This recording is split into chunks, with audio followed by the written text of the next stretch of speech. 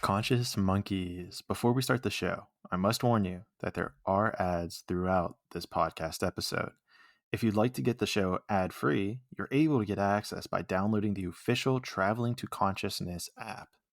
It's available in the Google Play Store and iOS Store. I will note that there is a small monthly fee associated to get these episodes ad-free. And this is an important part. Make sure that any purchases you make on the website, travelingtoconsciousness.com, because products are going to be 15 to 30% more expensive through the app because, the big boys got to get their own check. Even though you're purchasing this stuff through the website, you will still be able to enjoy all this content on the app. Now, if you prefer the free route, you can get a free login on the app, and that will grant you access to challenges and notifications when new episodes arrive, discounts, exclusive content, and so much more. All of this just by searching Traveling to Consciousness in your phone's app store, or click the link below. Now, Conscious Monkeys, let's get the show started.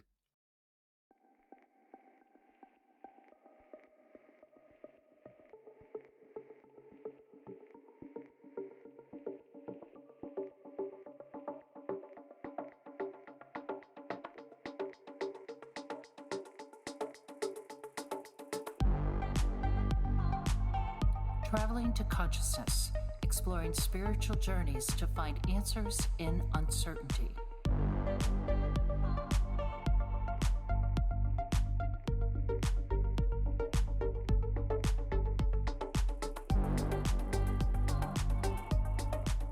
What is up, Conscious Monkeys? Welcome to another episode of Traveling to Consciousness. As always, I'm your host, Clayton Q. Today's guest is a man who is dedicated to exploring the cosmos one planet at a time. He reveres himself as a Lyrian commander.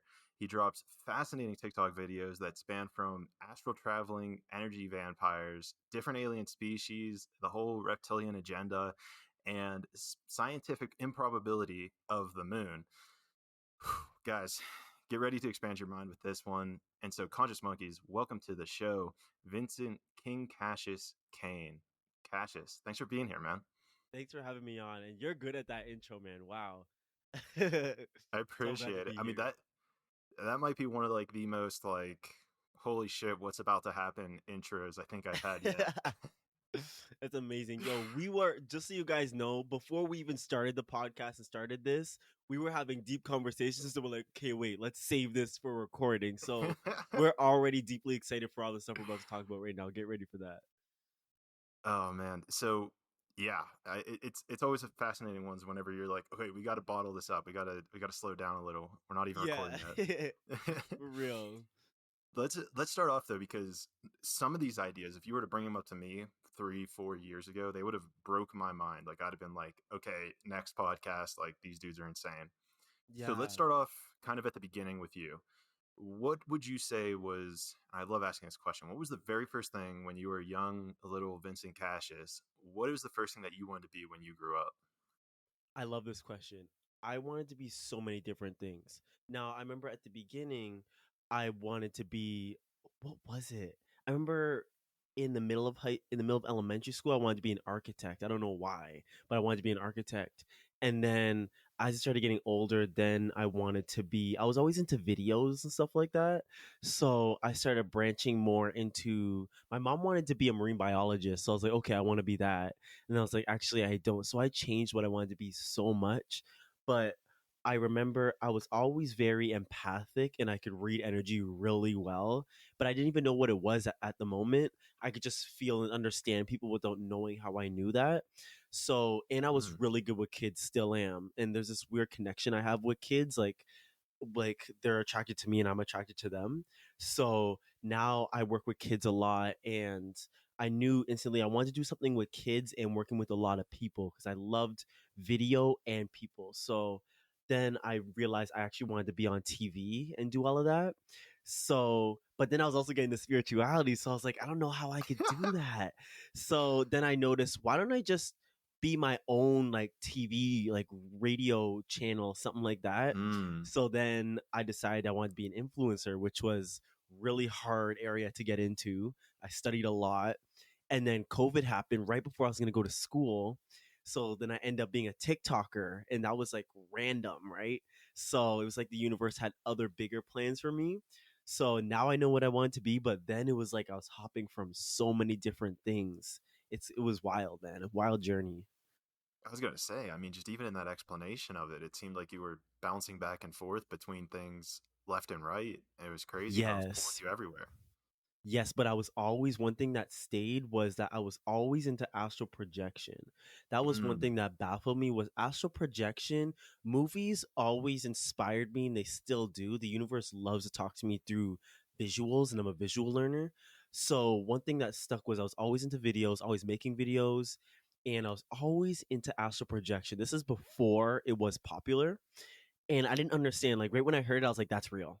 But you couldn't go to church and tell people about astral projection because they'd be like, "You're a mudman, go Yeah. witchcraft, right?" And this is a black church we're talking about too, so of course they're like ready to call it witchcraft. And they're Jamaican, so for my Jamaicans out there, you already know. So I stuck with astral projection. I was researching it for a while, and then I got to the point where I knew so much about it that I started making videos, and then people started coming to me asking me about it. So that's really the backstory of how I got here. And then the Okay. astral projection led me to extraterrestrials and all of that. And you know how them rabbit holes go. Oh yeah. Oh, we go down a lot of them on this podcast, and I've seen I them in my love own it. life. So let's start there because I don't think astral projection is actually something we've talked about on this podcast yet. Hmm. I've read multiple books. I'm bringing a guy on in the future who has written a book. So, what is to you astral projection? So before I get into the stories, astral projection is really essentially leaving your physical body. So first, people need to become aware that your physical body is just a vessel. So just like any other animal or plant, those are just vessels for spirit to come in because this is the 3D reality. This is the 3D realm. So everything is physical. But there are also other realms. It's like a hierarchy of realms and they get lighter and lighter. So the astral realm is just above the 3D. It's just like radio frequency. So if you want to be somewhere, you have to align yourself to that frequency. So the physical is here, really dense, slow. If you want something, you gotta kind of go for it. But the spirit is just above that. This is where if you were to die, you would go to the astral realm. So you basically essentially you have multiple bodies, you're a multiple dimensional being. So when you leave your physical body, you are essentially traveling with your spirit or astral body. So you essentially have so much different levels you could travel on that you exist on, but the astral realm and you may think it's just like one simple like another density, but really it's a whole nother world just like this physical realm. So you go there and you see beings that are alive just like me and you, but decided not to be in the physical and decided to stay in the astral. And so you'll see beings like fairies, extraterrestrials that aren't in the physical. You're going to be able to talk to like trees and stuff because you could telepathically communicate to them. So there's so much different. And there's even levels on the astral. So there's like higher astral, which is like angelic, very like higher dimensional beings, and the lower astral, which is like lower vibrational beings. But even then, those are cool because, you know, when you mesh the light in the dark. I just think it's so cool how like powerful they are, and when you're powerful, because they'll literally praise you. The lower vibration ones, they'll praise you because you are powerful. Like when you're not scared, they're like, "Whoa, okay," and they're like, "Okay, well, I'm sorry," right? And they're like, literally will bow to you, which is crazy. Does that kind of feed your ego a little bit? I'm very aware of my ego, so it can do that for people. But for me, I use it for power because I'm aware that, you know, there is no good or bad. So, like a lower dimensional being could be like, love is bad because, they're lower dimensional. But a higher vibrational being will be like, love is good, right? And so there's different, it's all perspective. So when I look at it, I don't see it as like an ego thing because I merge the dark so that I could be a warrior. And then I merge the light so I could have love and all of that. So it's like you want to help the lower vibrational beings to merge themselves because they chose that because of their soul experience. So Mm. you really, when you have a bigger awareness, you are accepting and you see it. So you're not scared of, like, you'll see a demon and you won't be scared. You may be like kind of like, whoa, like it's a strong being, but you're not scared. So if they were to praise you, you're just like, okay, finally, like I could help you out, or like you could help me out in a sense. That's pretty cool. And so, how did you kind of come across astral projection for the first time? I think was it a movie you said? It was so weird. I think it was on YouTube. I think because I just remember when I was in like grade 8 and grade 9, I would research so much about astral projection. So I think I came across it on YouTube, and then I'd see it in movies and get more interested. But on YouTube, people were having so much experiences about it. And remember, this is when it wasn't too popular. So reading about it, I was like, whoa, this is fascinating. And seeing their experiences, I never read that moment. Like I never read books. But when I got an astral projection book, I finished that joint in like a few months. It was done.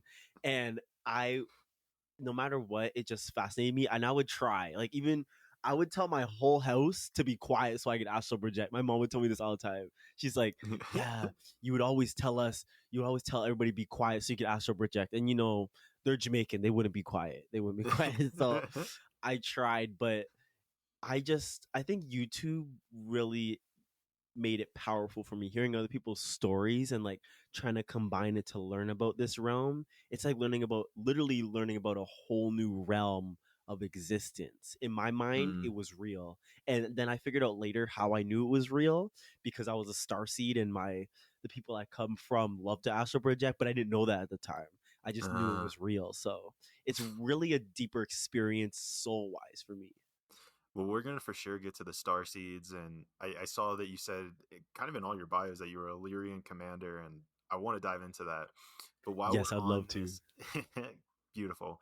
So while we're on this topic though of astral projection, what is your like belief, or how do you view it in similarity with lucid dreaming? Because I've seen those things very intertwined in the books, YouTube videos that I've seen. And Yes.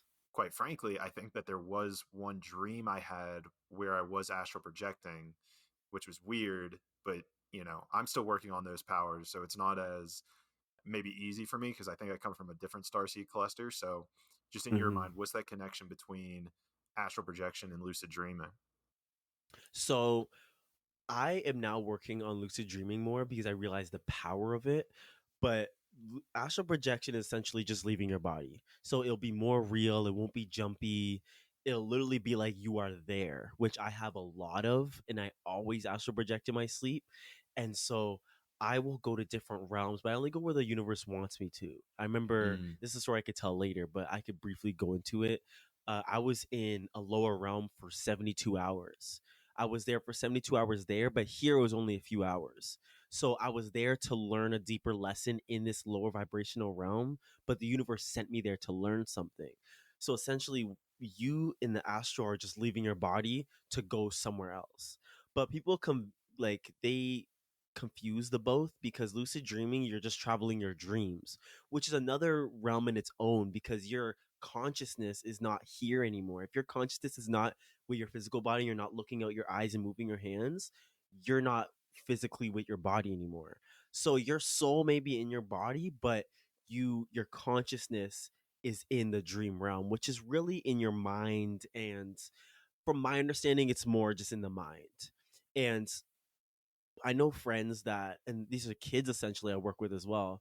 They lucid dream a lot, but he tells me about how well, he has different areas of his mind.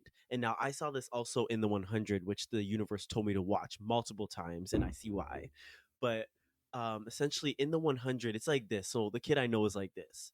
In the 100, for those who've watched it, that's my show.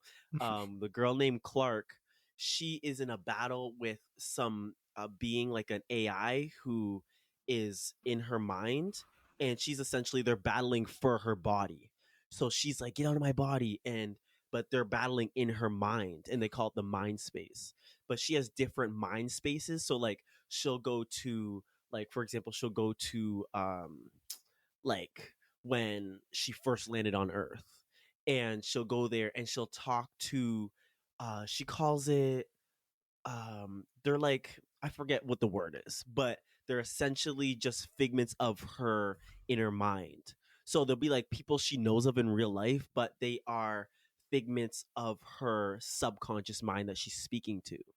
So lucid dreaming, you do that a lot. You'll be talking to beings who are real, but they are basically subconscious projections, and you could talk to them. Mm. So the kid I know, he says he has a market in his lucid dreams, and he'll go there and he'll talk to the beings that are there, and he'll realize he's dreaming. So he'll go and talk to them.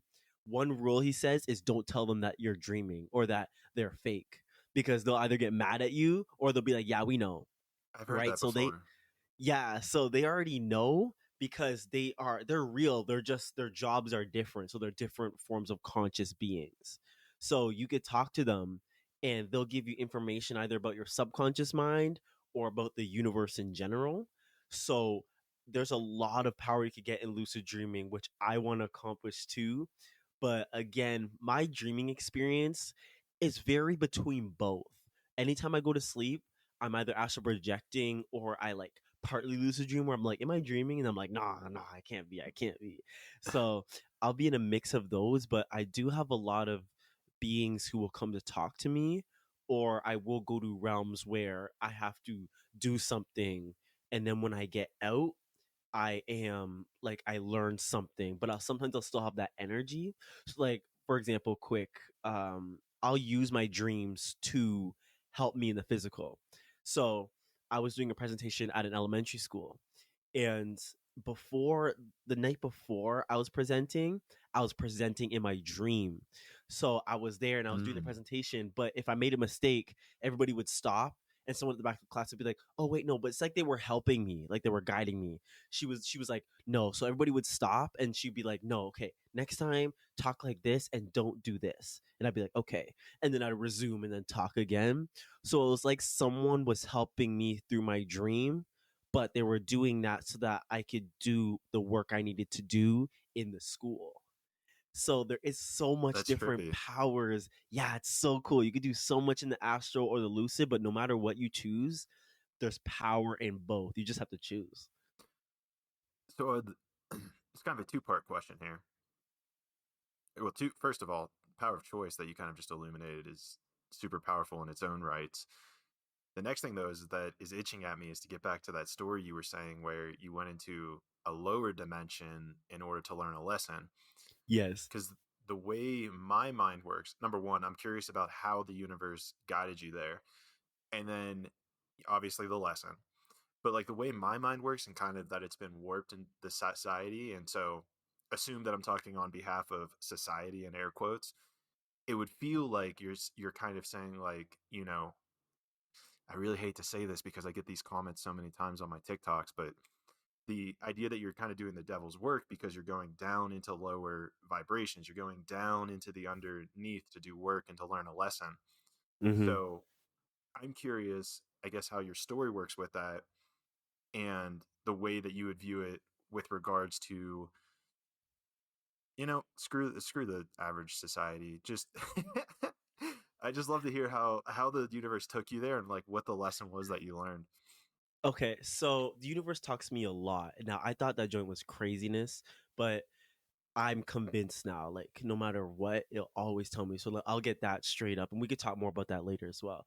But um, I lately have been getting a lot into yin and yang, and the universe has put that at me a lot. Weird coincidences where I would see yin and yang everywhere and get led to it and feel drawn to it. So I was like, okay, that's the next step is getting into that and learning about it, which took me a few months to fully understand it. And then random coincidences like my sister would come in my room and say something that was already floating in my mind or like someone said to me. So like weird coincidences, the universe really works. It's really weird. But I learned as I was getting into yin and yang, I was wondering, I was like, how do you mesh the light in the dark? I'd ask so many shamans and astral projectors, they don't understand either. So I was like, okay, this is something I need to get into and Sorry, what's it teach. called? What was it called? Yin and yang. Or well, the next thing it was like, how do you get into something? Mesh Oh, a I light of forget. darkness. I thought you said. Oh yeah, so meshing the light and the dark and meshing the darkness in your Oh, life. okay, And meshing so it, like bringing it together. yes, and I don't Okay, understand what that was. I was like, that doesn't, why would you want to mesh the dark? Because again, as humans, we're trained to run from the dark and toward the light. for But then I sure. realized something. So when you run from the light, which is essentially what a lot of beings do, they run from what the darkness teaches them. Now you notice that anything that you have in life that's, a dark experience, like I got bullied a lot in high school, but I didn't notice that I needed that bullying to become the strong person I am now. Now all those bullies watch my content. So I'm like, I understand now. I started to see, I was like, okay, whoa, I'm seeing now that the darkness does play in the fact. Okay, but let's look at light beings and dark beings. So when we look at a lot of light beings, but I'm not talking about like very wise higher dimensional beings. I'm just talking about like just light beings. A lot of them, they will run from the darkness and toward the light, but the thing is when they do that, they don't evolve anymore. They don't evolve or like Mm. learn anything. They're just, oh, only good vibes. It's very toxic. It's very only good vibes, right? And you notice when it's like that, we don't solve anything. But beings that are only dark, they run away from the light and toward the dark. The problem is they have a lot of strength and a lot of, like, you see these beings that are so strong, but they don't have any love. So they lack a lot of what life offers. They Love is life, okay? Light is life, and darkness is essentially strength and evolution. So they're the same thing, but they're different vibrations. So when you mesh them, you understand that, okay, I need pain and struggle in order to become the person I want to and go further into the light. So I noticed the further you go into the dark, the further you go into the light. So just like how when you work out, you need the pain of lifting that weight and your pain going through, your muscles are really struggling so that you can have strong muscles. And then from there, when you lift a heavy weight, you're like, this is light, man. This is light because you are strong. So now you're further into the light. You have more light and love experience.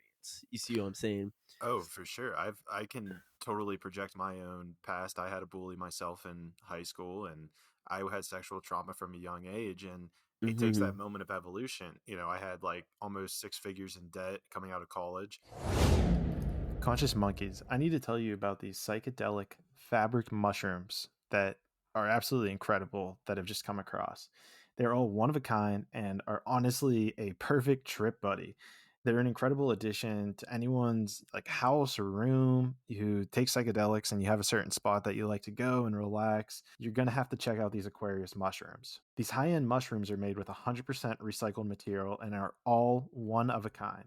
Honestly, these mushrooms are something I'm not going to be able to describe in words alone. You're going to need to check out the link below and search to see if you can find one that resonates with your soul. Remember, they're all one of a kind and made from 100% recycled material. Aquarius mushrooms, premium mushrooms for the new age of enlightenment. Get yours today. And with that being said, conscious monkeys, let's get back to the interview.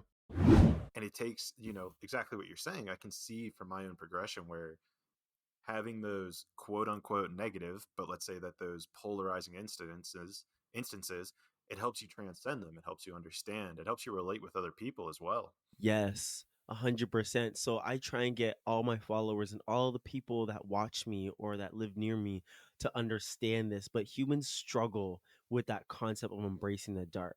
Now, I always suggest people to watch the 100 because it literally has everything: extraterrestrials, AI, and literally everything that, as if you're watching this, you're going to like that joint. So, and one thing the 100 taught me, it's when the universe told me to watch the 100 again. I was like, okay. So I watched it and realized the strength these people have, the warriorship. I was so intrigued by that. I was like, I love how powerful. Like, I watched one, like, Loki spoilers. So there's a girl named Octavia.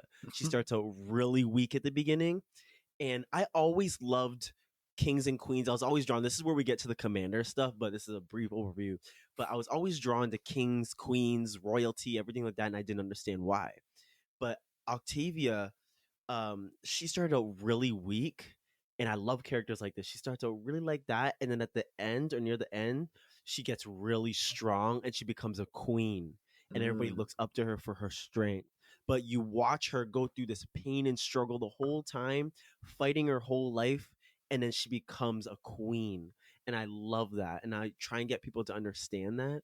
And that's what makes me also, I'm now really deep into combat training and stuff like that, as well as spiritual training, meshing the dark and, coming into contact with lower vibrational beings and learning how to fight, stuff like that really intrigued me. So, getting to this realm I was in for 72 hours, essentially the realm was it was one of the most traumatizing experiences of my life, but it wasn't as dark. It was one of my fears. So a lot of people, when they have different fears, are like, "Oh, I wouldn't be scared of that." But when it's your fears, you're like, "Okay, whoa." So one of my fears This I one actually noticed. matters. Yeah, exactly. So Yeah. one of my subconscious fears was having people like hate me, like having everyone hate me. But this is something I told the universe I wanted to get over because I noticed that was a subconscious fear. So I said, "Can you help me with this?" So the universe was like, "Okay." So I went to bed that night and I thought I was in real life. So I was in this place where literally woke up in my bed, started walking around, but everybody hated me, even my parents. And I would go Mm. everywhere and everybody would be like, "Get him away from me, get him away from me." And everybody was just yelling. And I didn't understand why. And so the first 24 hours I was in it, I was really confused. And then then the next day, so this is within the next 48 hours, I started crying every day because I didn't understand why. I just wanted to understand why everybody hated me. And I was like, nobody likes me.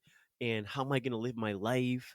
And then after once it got to the 72-hour mark, I was crying, crying, crying the whole time, bawling.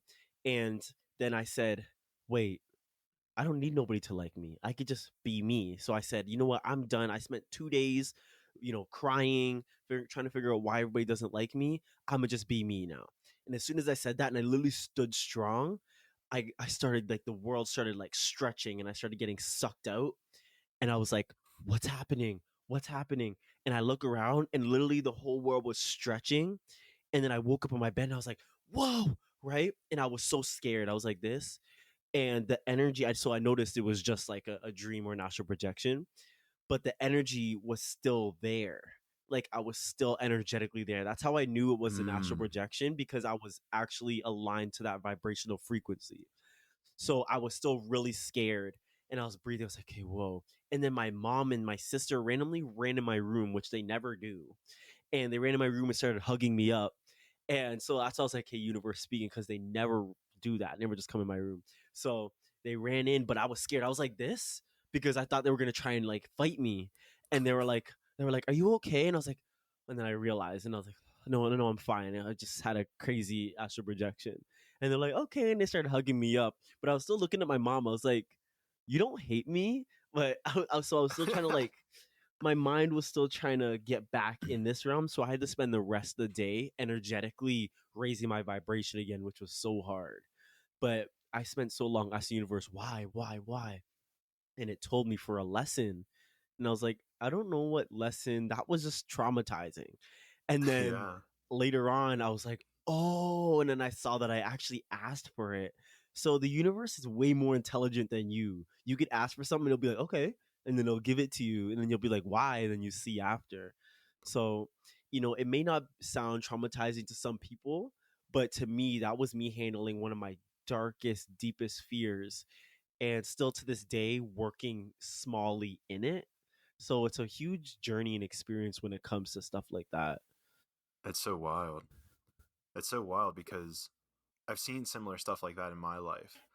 And it's so fascinating too because where my mind's taking this is that once you kind of start getting on this path and start asking for like certain things, trying to align with certain things, it's almost like your wants and desires will shift along the way.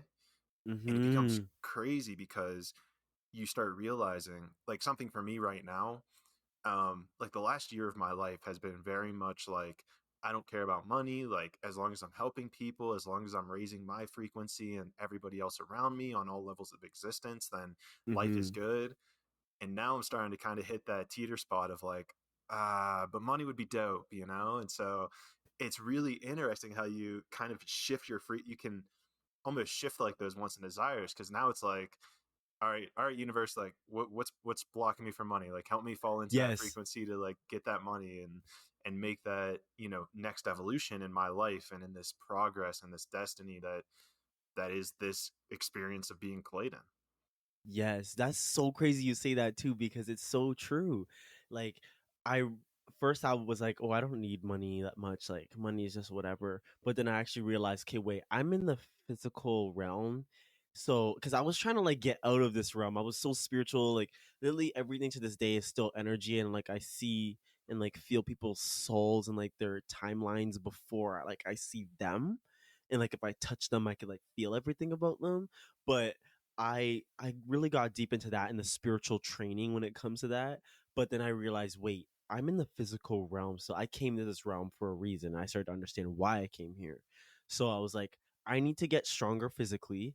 And well, again, meshing the light and the dark showed me that you know, as you want to get, if you go into darkness more, you're gonna get stronger and you're gonna get powerful. So I realized, okay, I want to be powerful physically, spiritually, mentally, and societal wise. I want to make differences on this planet. And if I want to do that, I need to have the strength in all areas as well as money. So I started to realize, okay, I need to start making more moves to gain more wealth so that I can do more powerful things. Like I want to be able to travel anywhere I want, talk to all these people, make vlogs and pay someone to make these vlogs so I can make more vlogs for people so they can learn from my life. And I want to have the money that I could buy a plot in the Amazon rainforest and say nobody's chopping this down. Like for example, like things like that, where Hell yeah. money in this physical realm could grant you a lot. So I definitely feel what you're saying. It's so true. And that's actually a really wise point that you kind of brought up there, is that, we want to, I feel like as a spiritual content creator, you want to air this projection of like, you don't need money. Money's a physical thing. We don't really need it. We can just be spiritual and everything will be good. But in your answer, what really resonated with me is that idea of, well, we're in the physical dimension. We need to also be able to manipulate the energy that is in this physical dimension in order Yes. to kind of help people. And because exactly what you're saying, like, I want money so I can reinvest it in this podcast. And then I, plan to donate like 10 to 20%. So how do I plan to donate to the charities or the buying a plot of land in the Amazon rainforest that I know would be beneficial for the earth and for humanity if I'm not making money? It's like, Mm-hmm. so, and I feel like that's a clash that kind of occurs within us to have this belief system. And actually, with me, and I'd be interested to hear it because it sounds like you had a church upbringing as well. Yeah. With me, I had this very fascinating projection around Jesus where, he's the one of the most spiritual people to walk on earth, the most, let's say, higher dimensional beings to walk on earth. And the way that he is portrayed by the Bible, and I've come to find out a lot of this isn't true, is that he actually, like, my belief system is that he was poor because he was a carpenter. He didn't have a wife, and if a bunch of people followed him and loved what he was saying, then he got killed for it. And so Mm-hmm. that was a crazy projection that was even putting into at least the wealth, the wealth version of my life, where it was like, well, if I want to be spiritual and attain the best enlightenment and help people, then I need to forego money, and money isn't going to help. And whether I created that construct in my mind or that was a seed planted by society, that's a big one that I'm realizing that was I hate to say misstep, but a polarization that I need to heal and integrate, you know, now. Yes, and you know what? And that brings us right back to yin and yang. Like, and this is where I see literally this is why the universe threw it at me because literally it's in everything. It's like, Mm. okay, well, I want to be like even like interpersonally, I was like, okay, well, I want to be serious but also, like a goofball like I naturally am. And I was like, but how do I do that? I can't pick one. And then the universe said yin and yang. And I was like, okay, all right, okay, I see. So same thing with like spirituality in the physical. I asked, I was Right. like, I can't be too spiritual and I can't be too in the physical because you're gonna lose both. Like you're gonna lose no matter what side you go on. So I was like, what do I do? And then I said yin and yang, and I was like, oh, again, bro, again with this yin and yang. So I realized, I was like, okay, so now I have to actually mesh the spirituality and the physical part. So I need to train physically so people can't, I could be strong physically. I need to be trained spiritually so that I could be strong spiritually. And I need to train within, society and gaining power within society so that I could have the power to do what I came here to do. So Mm. it's like everything I see, it's saying, okay, yin and yang, don't pick one, pick all of them and mesh it. And it's just like, oh, this is where the universe talks more. Growing up, I always said, I don't feel like I'm like when it comes to like the, fire, air, and water signs and earth signs. I always said growing up, they were like, what one are you? And I was like, I can't pick one. Like, I genuinely can't pick one. And then I remember on Snapchat, there is a feature that allows you to see, your astrological and all of that. And I was curious because I was like, I feel like I am all of them. And literally, this is when I was reading about divergence too and all of that, which I'm about to get to in 1 second. But it said that I am 25% all four signs. So I am Whoa. fire, air, water, and earth. And I was like, well, that just meshes with how I felt because I can't pick one. Like, I feel like I'm all. And then that's when I was getting into also Divergent. And so I made a few videos about that as well, and how they talked about how the most powerful people on earth are the ones that are, what was it, brave, honest, peaceful, intelligent, and selfless. Those are the five. Those are the five factions that they group people into in the movie. And I was interested. I was studying that movie. I was like, is this talking about like real life? And I noticed it was in a sense that, but also neurodivergent people. So it was talking about a lot of different things, but that one really key was trying to put across was that people that are powerful are ones that are all five of those, because some people are just really honest but they're selfish, or they're not peaceful, or some people are really brave but they're not peaceful, they're just like trying to fight all the time. For sure. And so we have people that are like only in those categories, but people that are all five are powerful. And so again, that brings me way back to the yin and yang the universe is throwing me at. And then again, I don't know if it was you or someone else I was telling about this, but as I was getting into all of this, I actually had a seizure at a skate park, and I had this really bad like cut on my hand. I don't know if you can see, it's a scar now, but it made like a yin and yang symbol. No shit.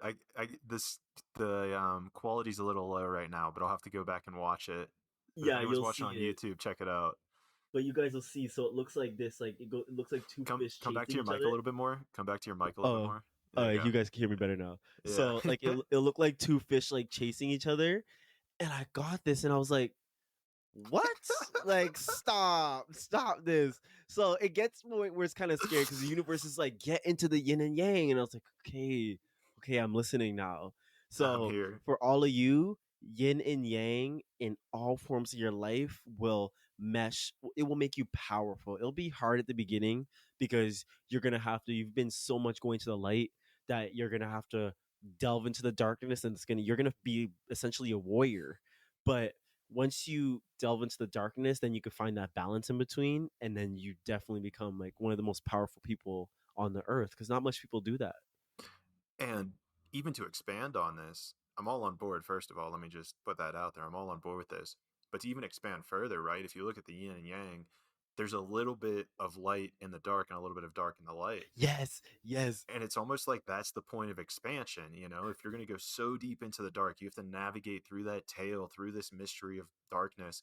And then once you find that little nugget of light, it's almost like that's how you expand yourself even further. And quite frankly, it feels like to me, as I'm even talking this out loud, it goes the same way with the light, talking about this whole conversation of how it's like, I just want to be spiritual. I want to help people. I want to raise my frequency, raise other people's frequency.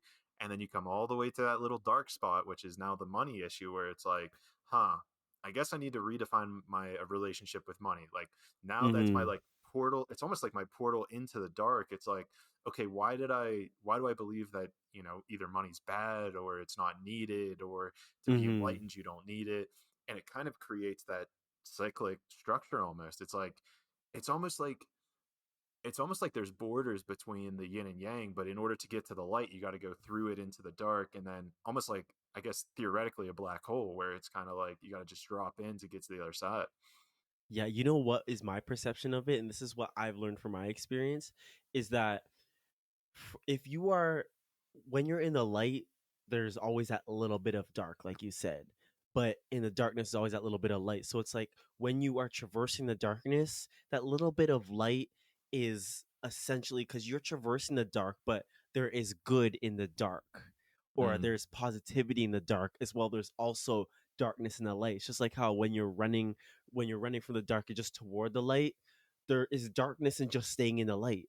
Like there is negative things that could come about just from staying in there.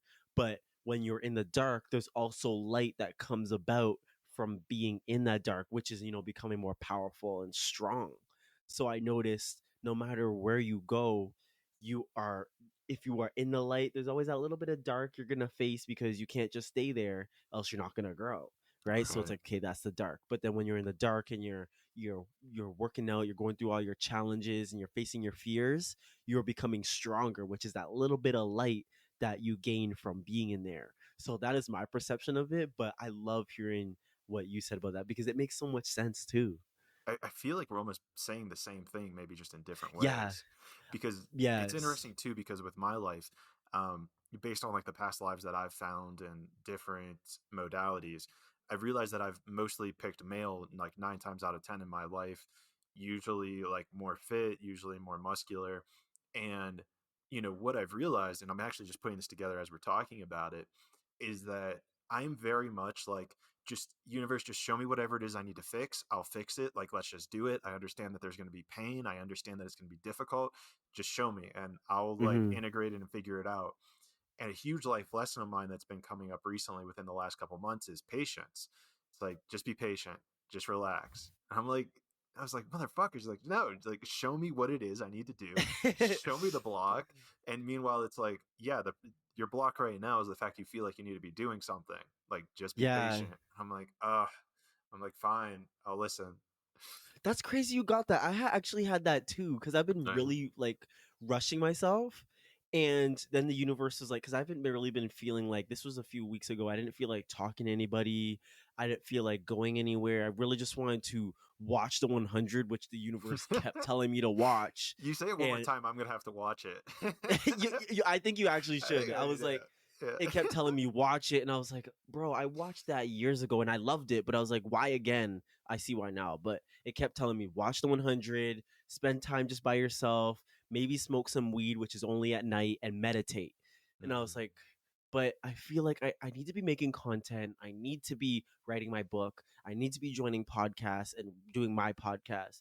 And it was like, no, watch the 100, sit your ass down and meditate. And I was like, okay. So I did that, even though I was still kind of like, oh, I need to make content. So I kind of forced myself to make content, but they were never really that good. So I was like, okay, I get the sign now. Just stop. So I would Mhm. stop, watched it. And when I spent those days just within myself, my own energy, next thing you know, I was excited to socialize. I was excited to make content and be in podcasts.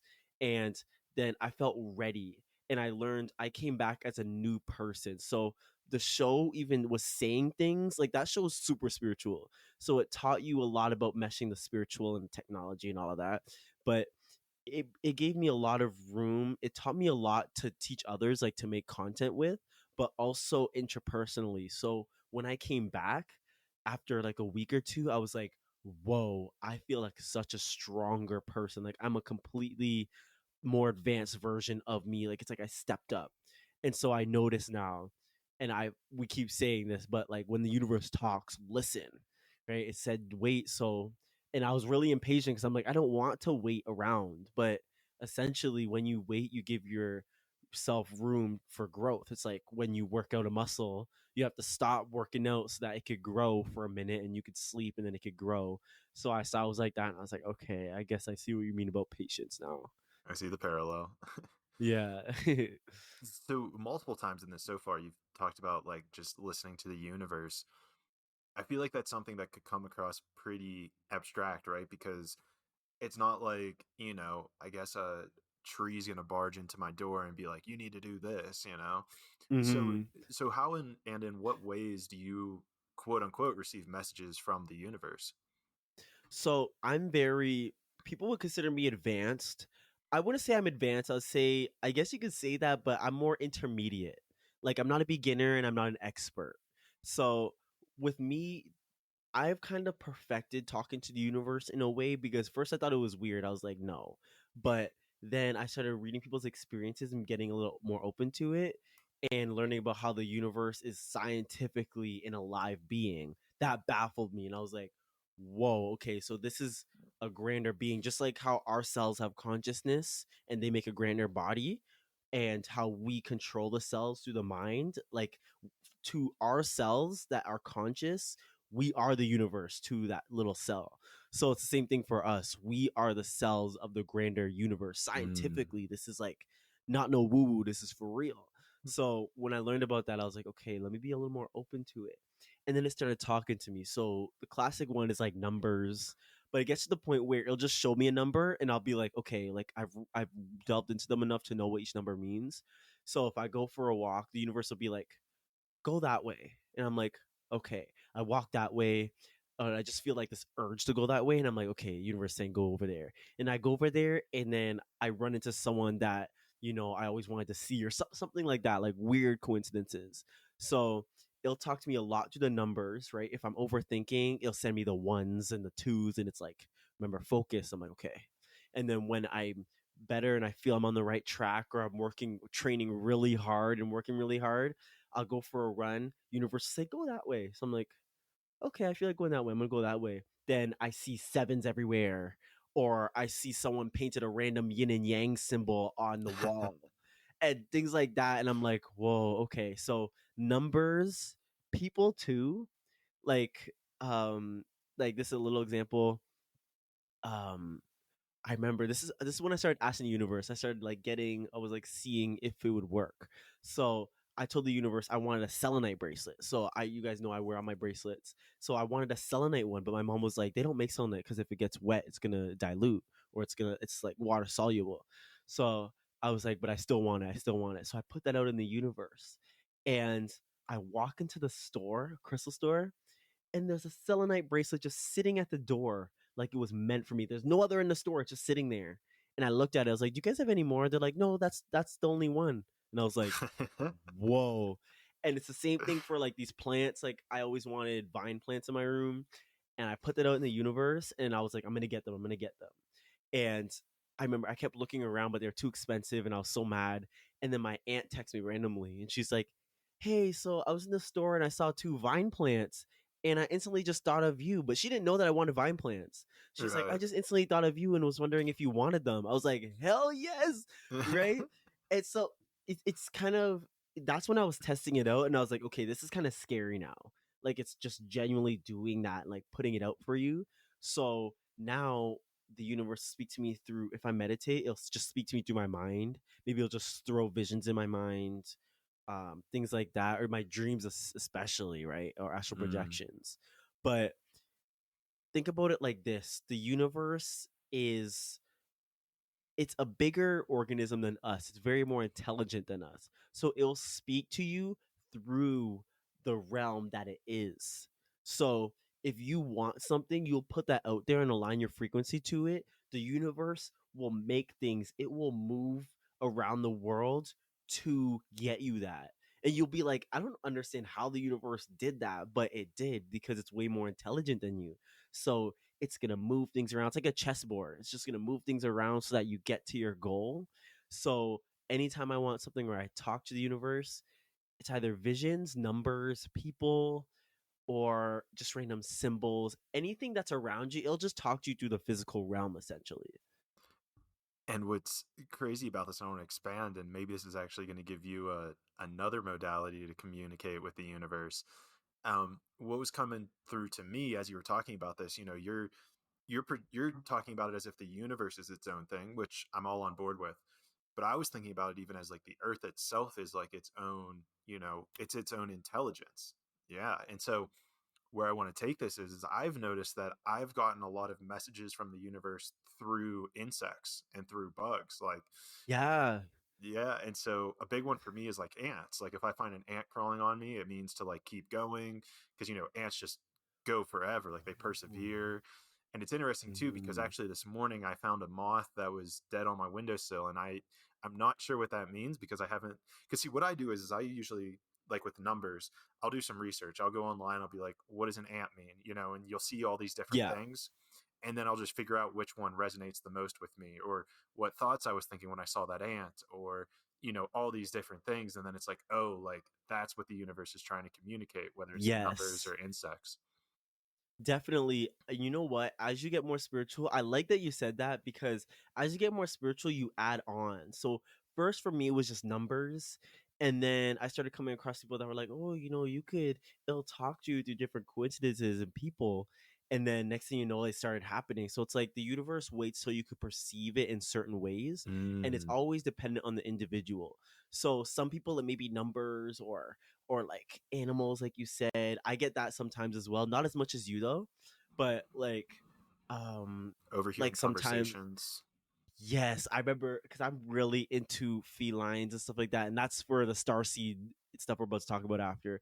But I was always into lions and tigers and panthers. Didn't understand why, and then as I was getting into it more, trying to understand my starseed heritage and like the feline beings, I started to see lions everywhere.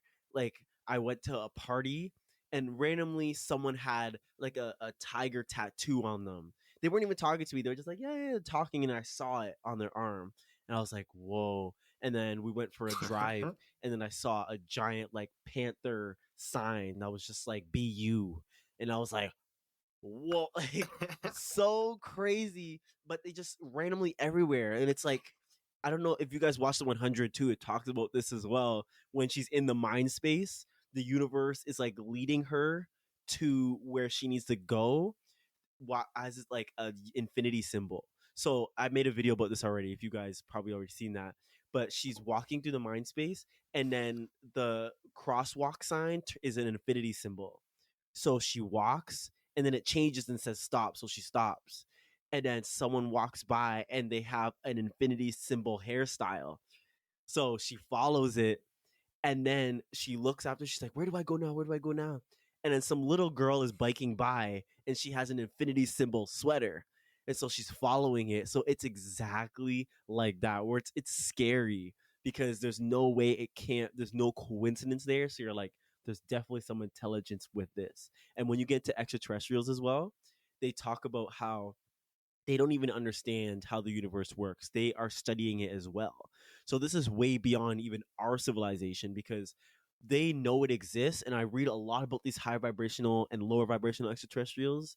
And the high vibrational ones say they know the universe is real and that it's very intelligent and works like that. We're in a cosmic body, but no matter how much they research, they can't understand it.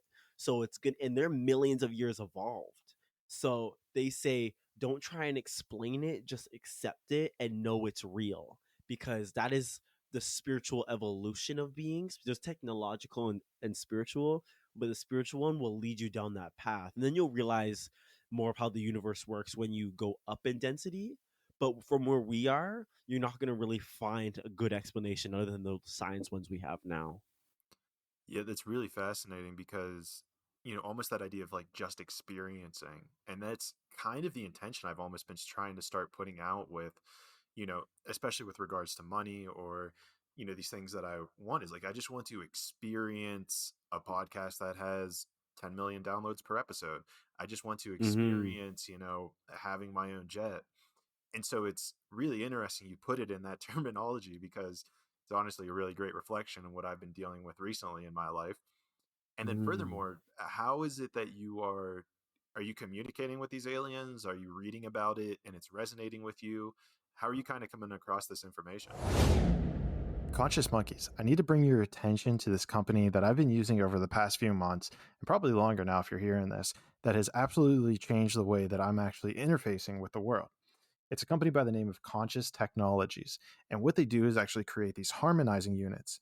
And what it does is it actually takes the rotation of EMF frequencies that are in your area and harmonizes them. They make them in line with the true natural frequency of the universe around you. And they're incredible products. I actually went and I've tested out their quantum flow unit. I've tested out their meditation bed, their core harmonizer. And quite frankly, they were so incredible that I actually bought the cell phone EMF harmonizer for my cell phone. I was also lucky enough that Ross threw in a necklace as well. So I've been wearing that thing, and quite frankly, I'm even wearing it to bed, and my dreams have become so vivid and just intense that it's pretty insane. I honestly feel so grateful to have it. Their mission is to bring forth technologies that support the harmony of mankind and the world at large. Go check out their stuff. I mean, looking's for free. And if I'm being honest, if you click the link below and make a purchase, I do get some kickback, but quite frankly, I wouldn't be promoting it if it didn't work. So with that being said, go check them out. Conscious Technologies LLC, link below. Now, let's get back to the interview. I come across it externally from a lot of shamans. I read about it a lot, or I watch a lot of people who talk about extraterrestrials when it comes to like previous CIA agents, and I mix that as well as what I read, as well as people who channel and people who've astral projection and talk to ETs. So I mesh all of them, and I see where the dots connect. So, like a CIA agent will say, yeah, they talk about spiritual evolution and how the universe, they don't understand how it works, but they still go through with it. And then I read about it and I come across it in a book. They're like, yeah, we're one with the universe, but we don't understand it fully. So I see those like dots and how they connect.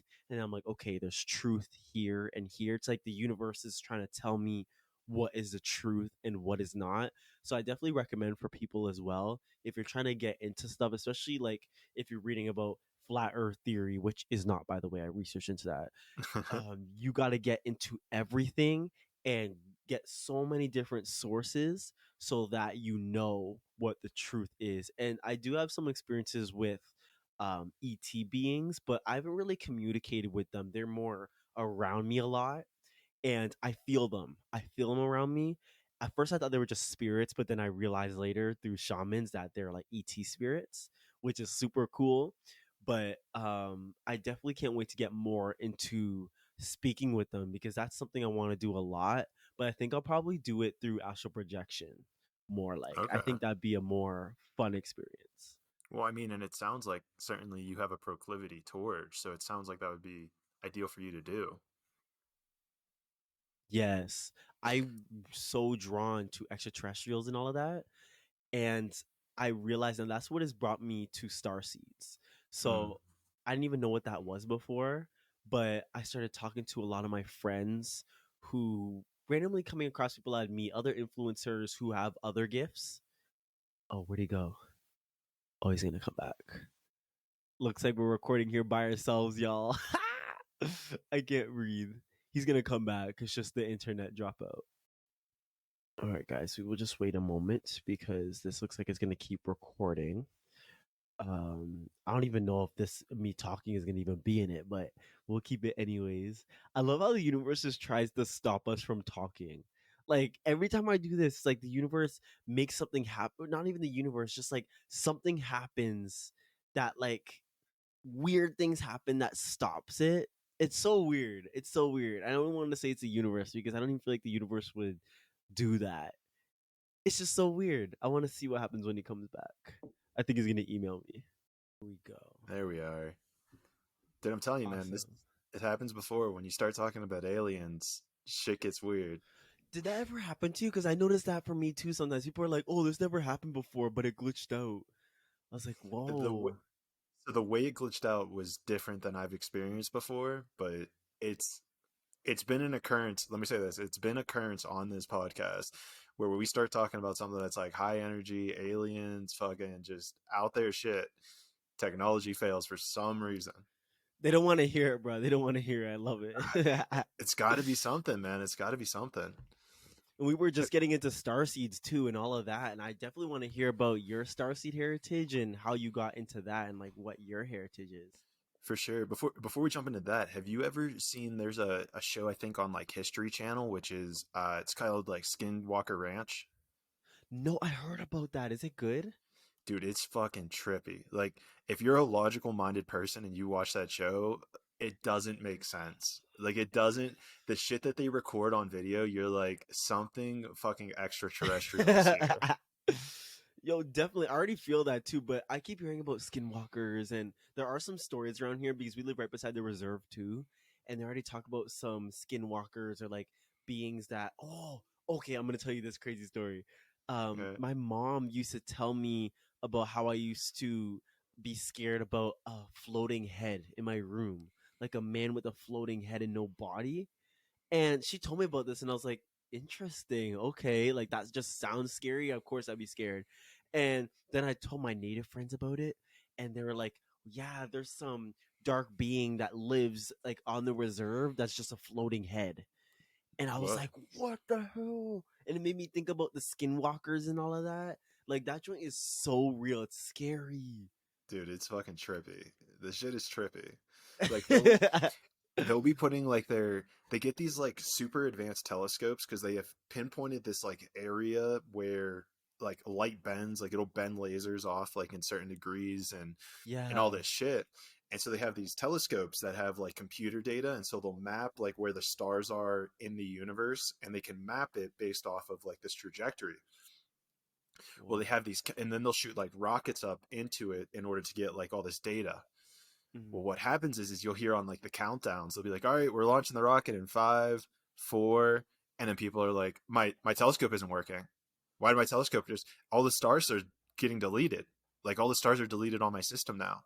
And they're like, has this ever happened before? They're What? like, no, it never fucking happens. Dude, it's the craziest fucking thing. Like every single episode, it's a little bit different, but they bring in somebody else with crazy ass technology that never malfunctions. But then the It instant does. the fucking instant it's just like, nope, we're out. Conscious monkeys, are you looking for a CBD cream that actually works? I've tried many different CBD products and I've really never truly felt like any of them have worked for me. Like maybe there'd be like a little bit of tingling and then it would fade pretty quickly. Then came along Revive CBD. From the first time I tried it on, I could tell that there was something different about this product. I noticed that any joint pain I had was gone within minutes of applying it, and it lasted for significant duration. I don't have an exact time for you guys, but do your own test. So, if you're still looking for the right CBD cream, then this might be the right one for you because if you resonate with my vibe, then maybe you'll resonate with this vibe. I actually kind of just made that up on the spot, so hopefully you liked it. Check out the link below. And as a side note, like always, the link below is an affiliate link. But again, I would not be promoting them if it didn't work for me. So hopefully it'll work for you. Again, check it out below, myrevibe.com. Get yours today. And with that being said, conscious monkeys, let's get back to the interview. Mercy, bro. I hear about this a lot. What was I just reading about recently? Oh, I was reading about reptilians and like how they get like the technology, and I learned about how they're actually in like a higher density, like not higher vibrational, just like a one step higher density than the physical. So you can't really see them a lot of the time, but they're there anyways. And one thing they were saying was that how they will manipulate technology so that certain information doesn't come across. And Loki, it sounds like conspiracy theory, but that's the feel like the only explanation when it comes to like things now functioning like that. Like, what are the odds that like people get into stuff like this and there's always some malfunction? There's something involved, and I don't want to say it's reptilians or like the government, but something's involved that's trying to stop information from coming out. I don't know what it is. Well, yeah, there's something of some sort of higher power that's messing with those technologies. Let's definitely get Yes. into the reptilians because I had a dream one time where I was actually talking to reptilians, and I have done some research. So I'm curious about what your research has led you to believe about reptilians. So, whoa, I went really in depth. I'm at the point where I'm taking notes because there is just so much information. But literally, from what I hear from CIA agents, government workers, shamans, and all these people that channel, is that they are from Draco, but they originally came from another universe, and they came here And that's why there's the whole Lyran wars against the Draco and all of that. And they like to go to other civilizations and offer technology. And really, what they're doing is they're making a chess move. So they're saying, "Oh, technology in order for this," but really, they're just screwing you over. And I hear about Mm. this all the time, so I know it's true because I hear about it everywhere. And all these government workers are like, yeah, they'll go to lower like planets like ours that aren't as advanced, and they'll offer technology. And of course, they're like, hell yes, we want like spaceships to take us to space. And really, they're just taking joint from you, right? So Mm. they're screwing you over essentially. And I really into the hierarchies because there are like hierarchical um Dracos, and there are like the ones that are almost at the top, which you see in they showed it in Star Wars. I was like, whoa. And they're like bigger reptilian beings, but they have wings. And those are like the more elites, like alphas. And then you have lower ones which are just like reptilian looking, but there are some good reptilians. And the ones above, like the draconians with wings, are dragons. But most of the dragons are actually neutral. They're not light or dark. They're just both. And so the Draco are actually scared of them. So there's so much like political intricacies, but at the end of the day, they are lower vibrational beings that are more, they come from a universe that is relied on technology rather than spirituality. And so they've kind of distant Interesting. from the spiritual aspect, so they can't ascend. Essentially, they can't ascend to higher dimensions like where higher beings are, because they're too reliant on technology and away from spirituality.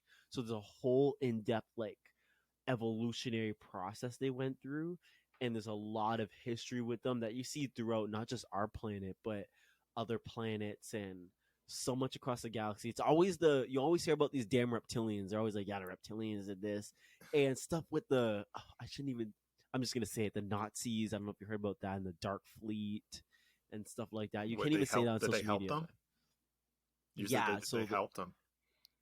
so the reptilians actually helped the draconians, and I don't, or yeah, the reptilians actually helped the Nazis.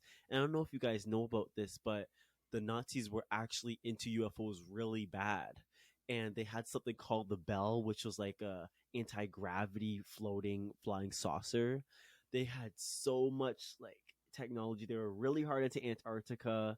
Nobody knew why, but it's because they have technology like hidden in Antarctica, like crashed, UFO stuff like that. And so there's a lot of intricacies when it comes to the Nazis too, because apparently, you know how they say they just disappeared, like they just left. And that's because they literally left the planet. Like they used their technology and they left because the reptilians offered technology. And this is also why I always wondered why the Nazis were into the Aryan race. I know you guys heard about that. And it's also because of extraterrestrials. So the extraterrestrials that came and visited the Europeans, from what I understand, I don't know if it's the Europeans or the Nazis, but overall, they saw these extraterrestrials and wanted to become as powerful as them. And they thought that, okay, well, if we want to be strong and, advanced, we need to make an Aryan race that looks just like them. So that's where you get all the Holocaust and the whole deep, all that political stuff. And to, as more conscious people, the whole race stuff is primitive, but to humans, it's like a real thing. So like, people will hate me because I'm black, but to me, I'm like, that's very primitive in my eyes. So in Hitler's eyes, it goes way back to extraterrestrials as well, and the draconians, UFOs. When I started getting into that, I'm still reading that book. I'm looking at it right now. I'm still reading that book, and I had to put it down because you read 2 pages, you're like, okay, I need to process this. Like it'll tell you the reptilians did this and they went to this planet and did that. That's why Hitler did this, and I'm like, okay, let me put this down. And then I'll watch like Guy TV and the CIA agents, and they'll talk about that too, and they talk about the Nazis, and I'm like, whoa, so that book is really telling the truth. It's so crazy the stuff you hear about them. It's scary. Well, and that's what always gets interesting too is whenever you hear like these ex-CIA, FBI people come out. I guess it really wouldn't be too many FBI agents, but it's usually CIA where they come Mm-hmm. out and then they're like, things like I mean, you could even just say it with like the normal stuff, but like, what is it? The Gateway, I think it's the Gateway project that they like Yeah. declassified, which is so crazy in its own rights as to like them basically saying that like astral projection's real. It's like, Mm-hmm. they're like, hey, this is a real thing and anyone can do it. And it's so fascinating too, whenever you hear like these new things coming out. And I remember seeing, what did I see? I saw some government official. I think he might have been like a soldier or something, but he talked about how they were doing some digging underground and they came across like these tunnels. And then they eventually like penetrated one of the tunnels, and then like everybody in whoever was in the military ended up getting killed that were like a part of it, except for this guy. And he Mm. escaped. And then it was like a couple months later, he ended up like, dying from a heart attack or, air quotes, something Yeah. mysterious after him talking about it. And so to me, it's always really fascinating to kind of piece these together. And where my mind is now kind of going with this is that I know whenever they do like secret documents and whatnot, there's always like a little bit of misinformation put in there so that they're able to delineate who was going around and spreading what. Mm-hmm. So whenever you're kind of like piecing together this like information, especially something that's like off planet, do you do some sort of like, needing to verify between sources? Do you kind of like, how far back do you go with like sources? And this gets weird too, because I'm a channeler myself, and oh yeah, there's something I was going to say earlier about it, but there's like this almost this knowing that just comes of like, oh wow, that is real, like that is what happened, like there's truth to that. And so I'm curious where Definitely. your line usually lands with that. I was very aware of that, and I didn't want to accept things in my mind and become like have it within my subconscious where it becomes part of me until I know it's real. So even astral projection, I knew it was real, but I was still like on the fence because I'm like, I don't want to accept it until I know it's real. So then when I started having a little bit of experiences and then the document came out saying it's real, I was like, okay, that's for sure. And then I was like, okay, what about the extraterrestrial part? Like, what is real and what is not? And so I do research everywhere to make sure that joint is real. So if I'm looking into the Nordics, or like at first I thought all extraterrestrials were very like the ones I've seen were always human looking, but they were always very Caucasian in appearance. And me, I accepted that. I didn't really look at the race. I was just looking at extraterrestrials. But then people started pointing out to me, and I was like, true, let me actually get into that. And then I started to notice that there are multiple different skin colors and all of that. Like, there are beings who have like pitch black, like noir skin, like Oh really really? black, and some who have like brown skin, tan, You did a video white, on like that pale the white. green chick from Guardians of the Galaxy. You did a video on that. Yes. Yeah, and so there's green skin. From what I heard, there's green skin, red skin, orange skin, purple skin, and it all depends on the sun that they're around. So our Hmm. sun, we happen to be at one where melanin is what's going to help us survive more. So my people come from, like my physical body people come from Africa. So they've evolved to have brown skin so the sun could be accepted into their skin and they could get energy essentially. And so it all depends on the people. But if we had like a blue sun, I'm not sure what color skin we would have, but it wouldn't be brown. It'd probably be like blue or like green, something that Oh, aligns with the sun. And there's some science behind that as well. So I'm not that's too quite sure crazy. much about it, but it's definitely the sun. Wow, I never thought about the sun being the one responsible for like skin. Well, Me okay, either. so I have thought about this in skin color because I lived in Brazil for about 2 months and I've spent about 4 months of my life there in total. And what's interesting is that Brazil is so large, like vertically large, that if Yeah. you go to Brazil, like the majority of the northern like people in Brazil, like in the north area, like Salvador and Bahia, they have kind of like a really dark skin color like yourself. And then Mm-hmm. as you move south to kind of like Rio, it It becomes gets more of lighter. like this mocha. Exactly, dude. And you go all the way south to like Porto Alegre, where I lived, it was just white. It was like everybody Yes. was white. And that was when I kind of first started thinking, like, hey, the sun has to be doing something here with skin color. And then you're taking it now even to the next level of like, oh yeah, it's like it's the reason like we're white and black. It's like it's not, you could even expand that out to all levels of the color spectrum. Yeah, and I try and get people to understand this race stuff as well. Like, this is where we could come together as a human species as soon as we start understanding each other. Like, for example, I was really pro black before I was into consciousness, and I I'm not pro black, but I've expanded off of the knowledge I learned from that pro blackness.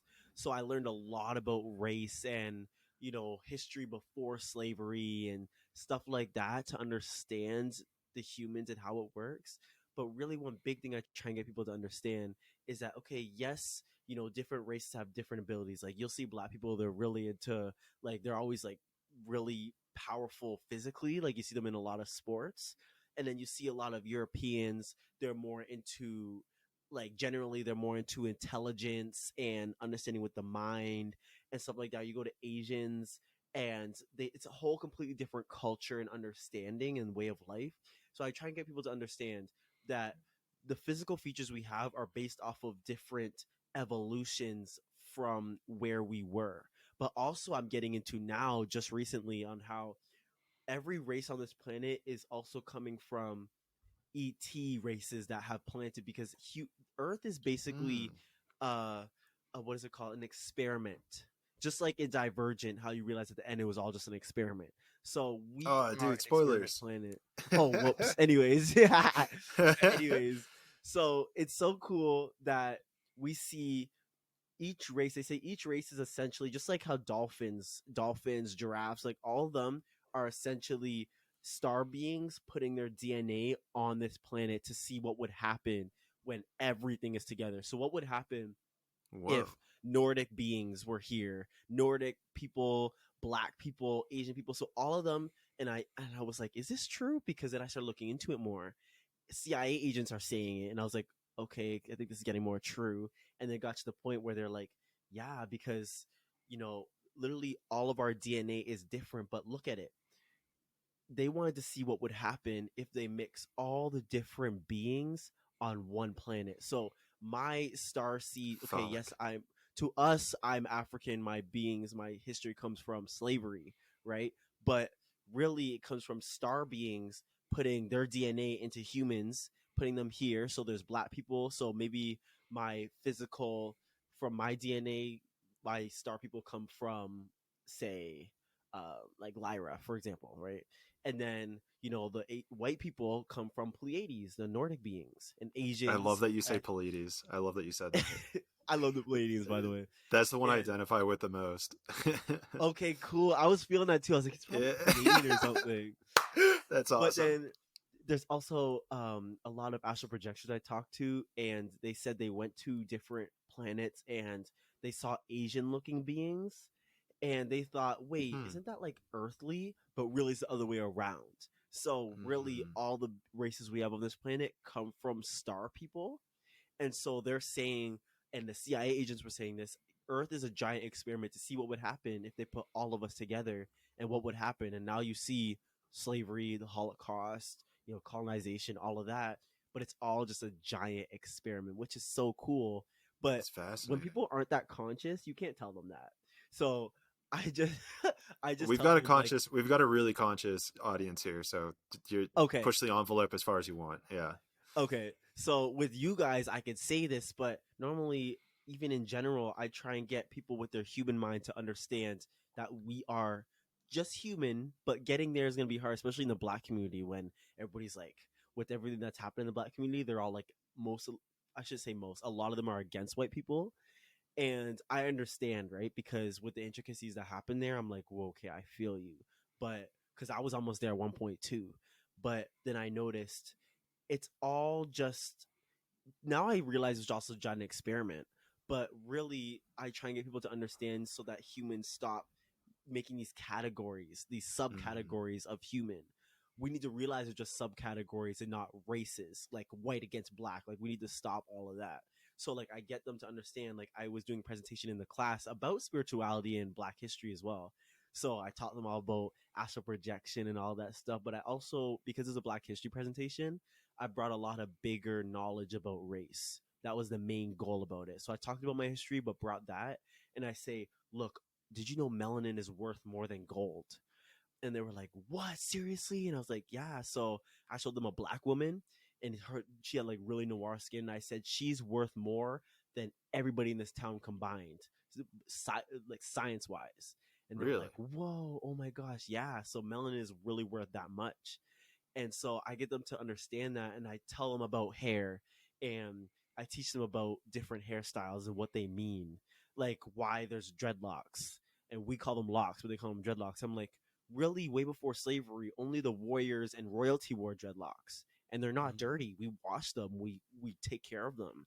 But little things like that we need to understand so that we come together as humans, so we can have a better understanding of each other. Simple things like hair, like when I go places, they ask about my hair, and I'm like, let me teach you so that we could come together and understand each other. That's just the basics of it for humanity. But then when they get more conscious, then I get into the ETs and stuff like that. You got to break them in slow. I totally Yeah, get that. slowly.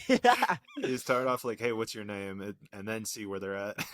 I love doing that. It's hilarious. I test Yeah. them too. I test them, and sometimes it's a little too crazy. So I'm like, okay, let me just step back just a little.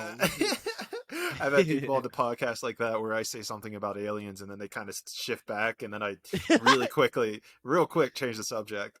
I love how you watch their body language when they do this. I'm like, okay, Yeah. okay, too much. Yeah. All right, there's your line. I found your line. Yeah.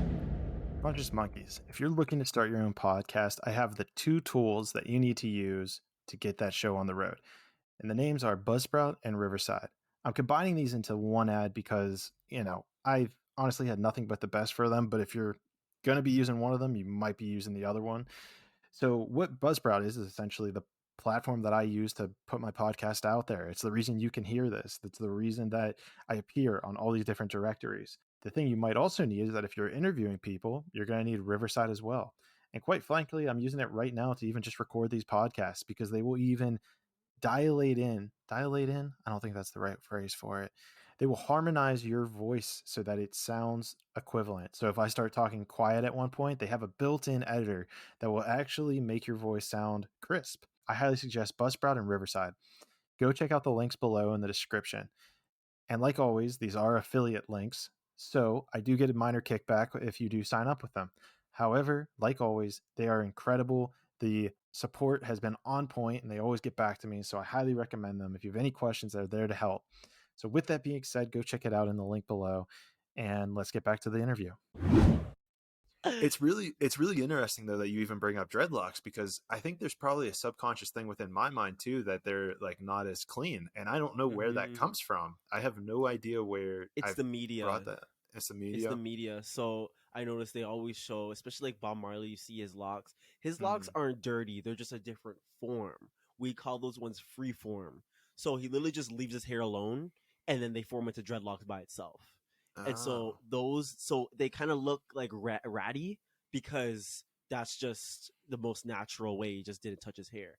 Mine are more uniform. They look like braids because I wash my hair and then I twist the roots so that they stay like they look like braids. So then my hair just over time forms into locks, like just naturally. So little things like that, I'm like, we need to teach that so that we don't have these barriers, because whether they're subconscious or conscious, they're still there. And I hate that because I could feel it too. And then I'm like, okay, we need some education and stuff like this.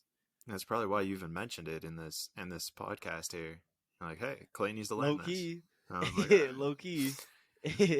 I would love to shift this back to the ETs and starseed conversation, because it's really fascinating. Because even as you're talking, I'm thinking about my evolution into understanding the idea of starseeds. And as I briefly mentioned, Pleiadians was that first one that kind of just like zapped into my head. Like when I saw starseeds, Pleiadians was like the first one I saw, and I felt this energy of alignment whenever I saw them. I was like, yes, like something feels right about them.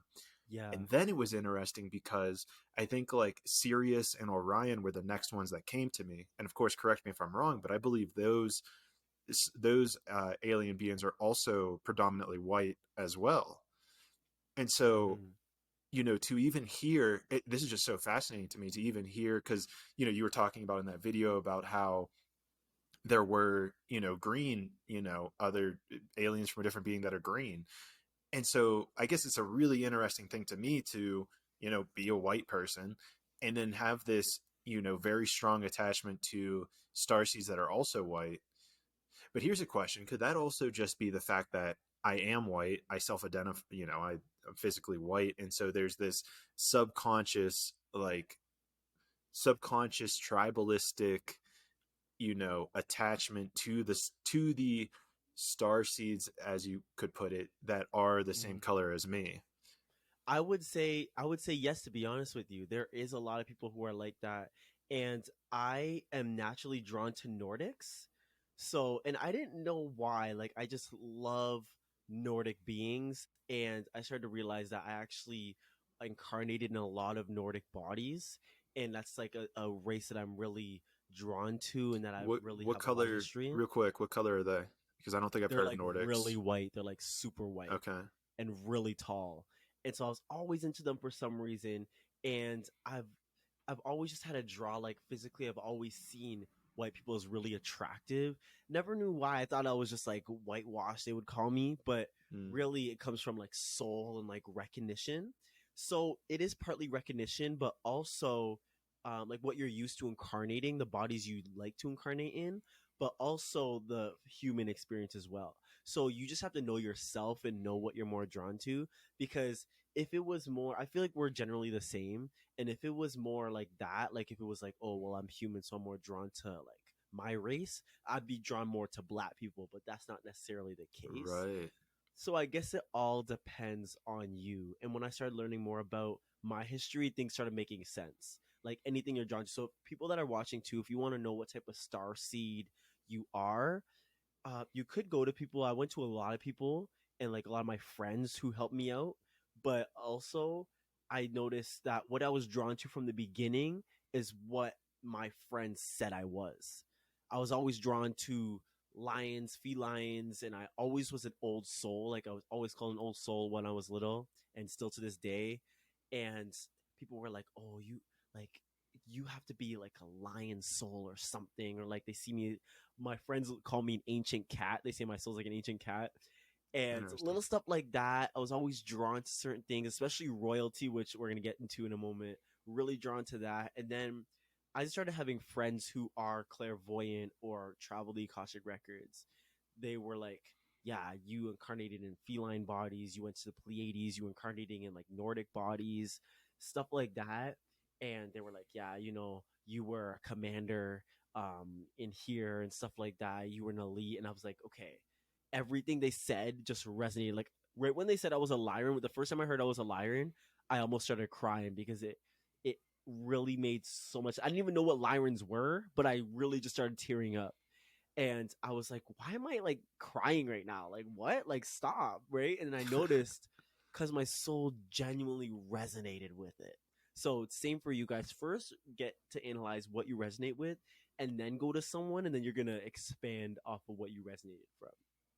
I love that because, and I think that that point of resonance even holds true with what we were talking about earlier with like how do you communicate with the universe, right? You got to Yes. figure out what resonates with you. And it's interesting too because you were talking about like ones and twos and what they meant to you. And I noticed when you said what they meant to you, I forget what it was, but when you said it, I internally was like, oh, that's interesting because those don't mean that for me.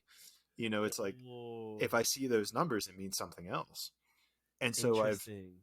yeah, and so I've also even seen where I think they're very unique to the individual Yeah. because there are certain numbers that aren't repeating numbers, like not 111, 222, like my birthday, for instance. Like when I see certain numbers, they mean different things to me, like either new beginning or, think about home or, keep going, like 1, 2, 3, 4. Like if I see ascending numbers, Oh, I see that it, too. Hmm. it means the same thing for me. It means the same thing as like an ant, which means to just like keep going, keep persevering. You're on the right path.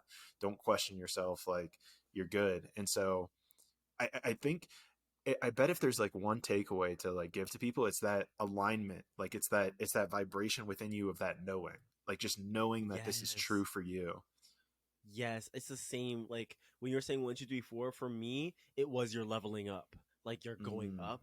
So, and it would always be like when I'm training or something, it would be like 1, 2, 3, 4, and I see a lot of fives. If I see a lot of fives, changes coming, and then there's always change, whether it's like gonna be high vibrational or dark. It's like always some sort of change that helps me out in the future. So definitely those numbers. And what was I gonna say? Oh yeah, and going back to like the universe and stuff like that. One thing that surprises me as I started being called a light worker. I don't understand what that was, but now I know. But I realized that a lot of what I came here to do on Earth was to help humans. And the universe loves to guide me to where I need to do work next. And I Mm. was going to start talking about this on my YouTube channel because I people my family is actually starting to open up about it because I did some spirit work with them and I didn't think they would know, but they did. They found out. They were like, "How did you know?" Like, okay. So, when my cousin died, um we were in the hospital when he died and I was like doing energy work to like protect everybody energetically, and I would like connect to different souls and I'd be like, how do they know my cousin and stuff like that. And it was at the point where I was coding everything in certain energies, so like everybody was in a waiting room and I was coding everybody in loving energy. And there's more to that story, but long story short, he died and I was talking to his soul. I was like, don't worry, I'll take care of the family. Just get used to this new realm you're in. And then my family went to a shaman. They're not spiritual like that, but they went to a shaman, and because they were desperate. And she said that my cousin wanted to thank me for what I did at the hospital. And they were like, they called me up and they were like, "What the hell was you doing at the hospital?" And I was like, "Oh no, I have to tell them." So I told them, and they were literally like, "Oh my gosh, that's why everybody was so eerily calm at the hospital." And I was like, "Whoa, really?" And they were like, "Yeah, everybody was so calm." And can you tell us more? And I was telling them about the energy work I do, and I say literally the universe will just guide me to where I need to do work next. So sometimes, like after this podcast, I'll meditate or like I'll read, and then the universe will be like, "Go to the skate park," and I'll be like, "Okay, I don't want to go to the skate park, but so I'm just gonna stay." And then I'll 5 different people text me, "Hey, you should come to the skate park. You should come to the skate park." So then I'm like, "Okay, I'm going," right? And then I All go, right. and then I realize someone needed my help there, or they needed my energy there. So Mm. it's like that. It's like the universe will send me as like on missions, like little missions. But it's hard to tell people about this because they don't understand it, but it's nonetheless happening. So people are like, "Oh, what did you do today?" And I may not have did much work, but I was walking around doing spirit work. Like universe is like, "Okay, go on the train ride with them." And I'm like, "Okay." And then I go. And then I realize I had to do some work. So there's so much intricacies. This is what I want people to understand as well, is the mesh with the spirit realm and the physical realm. Because once you get more with the spirit realm, you could become like a master manifester and become a more powerful being because you've meshed these higher realms and lower realms into one person, and you'll literally become like a warrior, and like people will be kind of intimidated by your energy because it's very grand. It's so cool. Mm. That's awesome, dude. And it's interesting because I lean on being clairaudient, so like I'll hear things. Mm-hmm. And one of the most perplexing stories, I'll give you the Spark Notes version of it because there's so many like intricate details that are mind blowing. We can get to them if you're, well, I'll just give you Spark Notes because it's on this Okay. topic.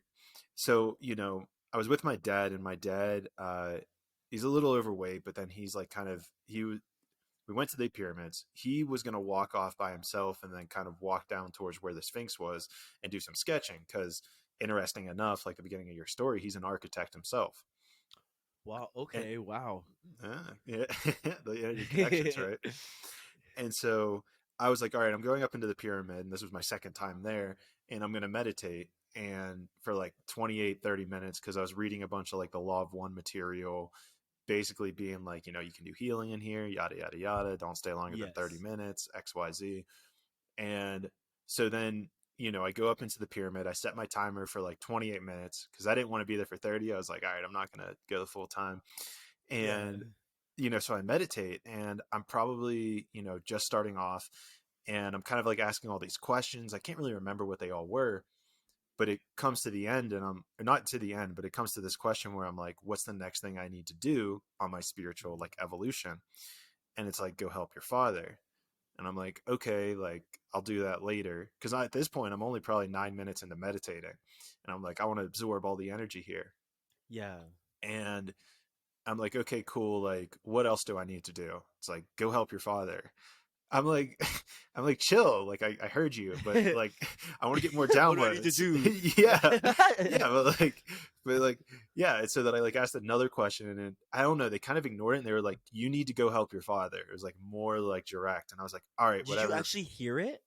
Yeah, Wow, I hear, cool. yeah, like, and that's like a lot of my channeling work is I'll, I deal with like astral, akashic, galactic, and earth realm like beings, and so I'll like Mm. invite them in, and like basically in my sessions I'll basically just kind of sit there and someone will ask a question and I'll just repeat the words that basically come to me. Wow, interesting because I'm very clairsentient.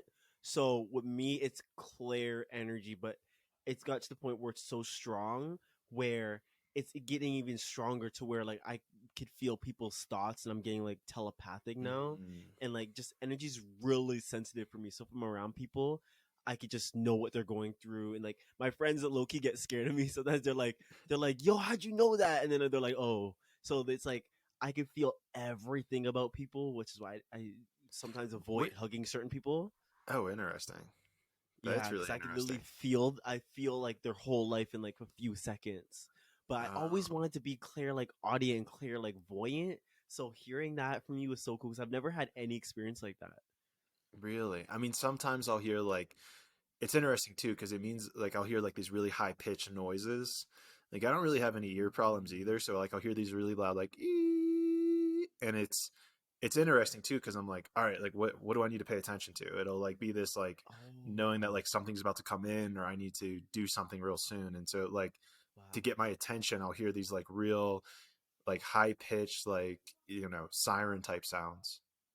Wow, that's so cool because I I'll tell you my experience with clairsentience.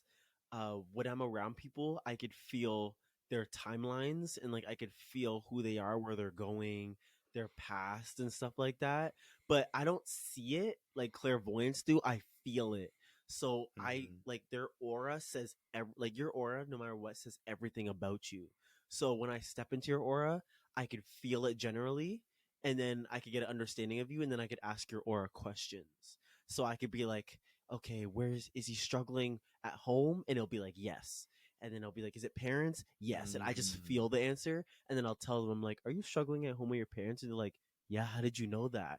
And I'm like, okay, confirmation. So I get Yeah. confirmation. Or like the one time I did a card reading at my cousin's house. This is when the universe told me to bring my cards. And this is when I didn't do card readings at first. And I saw fives, right? I was seeing fives as I was getting out the car to walk at my cousin's house. So I was like, okay, something's gonna change at this party. What is it? And then the universe told me bring out the cards, and I was like, okay, whatever. So I brought them out, and I didn't even. I was just messing around. I was like, okay, let me just see. I didn't realize the universe was saying this moment's gonna change your life with the cards. So I did a card reading on my cousin, and this is my cousin's wife, and I was like, I'm seeing kids. Are you planning to have kids or something?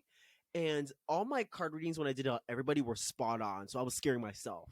And she's like, she was acting weird. She's like, no, right, no. And then I thought they were acting weird because when you bring up kids, people get weird. So I was like, okay, never mind. Sure. And I just moved on. And then later on, she announced before she left that they were planning to have a baby and that they're pregnant. And I was like, yo, what? And she came to me Brother. after and she said that I freaked her out because they weren't planning to tell anyone, but I knew before anybody. And Dude, so right then, but it's like I just felt, I didn't see them, I felt them. I felt the child, and then I could feel that the energy made an image in my mind. So it's that's crazy so how you talk about fascinating. like the hearing and stuff like that. Wow. Well, I have a kids one as well for you, where I was working with a client, and he asked he asked the question of like, how can I be a better husband? Like, how can I be a better husband for my wife? And I basically gave him the answer, basically repeating the words. And the very last sentence was like, you need to do this for your mother and I heard child. And I go, before I even said it, I was like, do you have a kid? And he was like, no, I don't have a kid, but like we've been trying. And I was like, oh, because they say that you have a kid on the way. And he's like, what? And I'm like, yeah, they said you need to do this for your mother and for your child. And he was just kind of like blown away by it. He's like, oh, he's like, okay, cool. Like, and so it was this really Wow. interesting exchange. I should actually message him and see what the latest is with that because he said he's Yeah, been you trying. should. And so, yeah. I'll have to get That's you a so cool follow-up. how we do the same thing, but through different ways. Like I'll feel it. Like I just feel like I have to say this.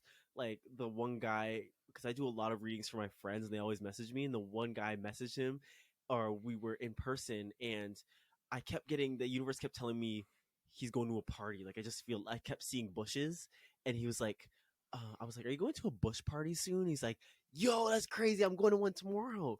And I just felt the energy like something was gonna happen there. And I said, something's gonna happen there. I don't know what it is. Universe won't tell me, but something's gonna happen. It's gonna change your life. And he was like, okay, bet, right? Okay, bet. And then I didn't see him for a week or two.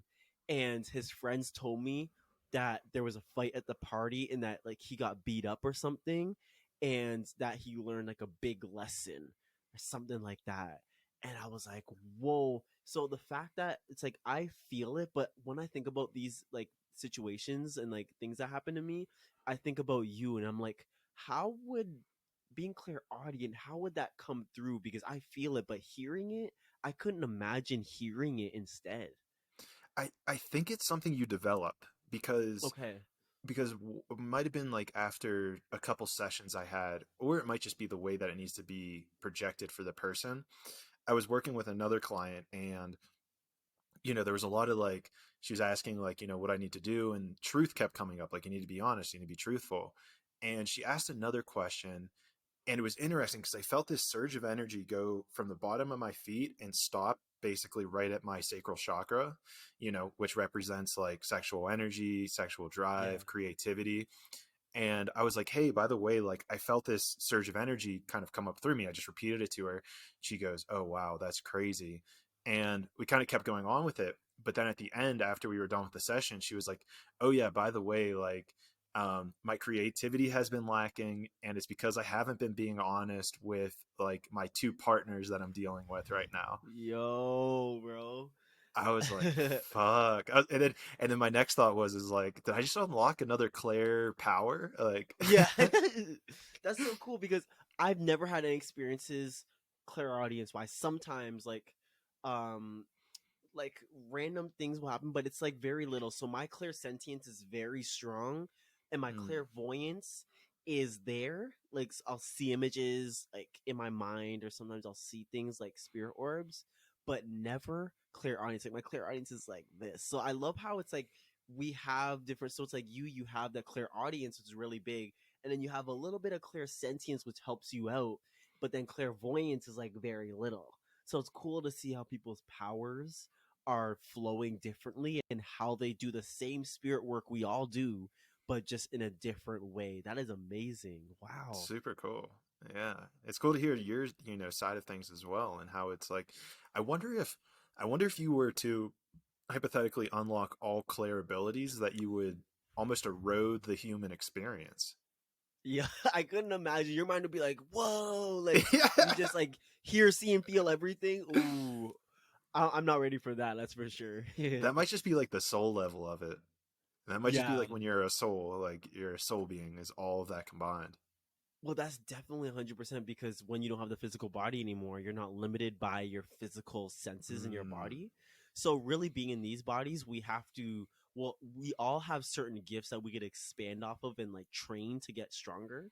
But that's all dependent on us, our soul, and we have to train our physical body to attune to that. And that's where the pineal gland comes into play, because that's a literal gland in your brain that is receptive to energy, stuff like that. So with that, it's like there's huge possibilities with what we could do, but there's also limitations. But if you want to get stronger, you have to do that spiritual training for it, which a lot of people don't want to do or they're not ready for. Yeah, and I mean, it takes a level of trust. It takes a level of finding it. I mean, and it kind of needs to find you, I guess, at the same time. Yeah. And I find it interesting because I always wonder, because I heard one girl talk about this on my podcast, and I always wonder after these like sessions I do with people, if people ever get scared away because it can come across in a 3D realm that I know more about them than they realize about themselves, Mm-hmm. or if it's kind of like this intuitive, because whenever I do it, I feel like there's just like this intuitive knowing where they almost already knew the answer, but just me saying it almost validated it for them. Yeah. I find that a lot when I do readings for people.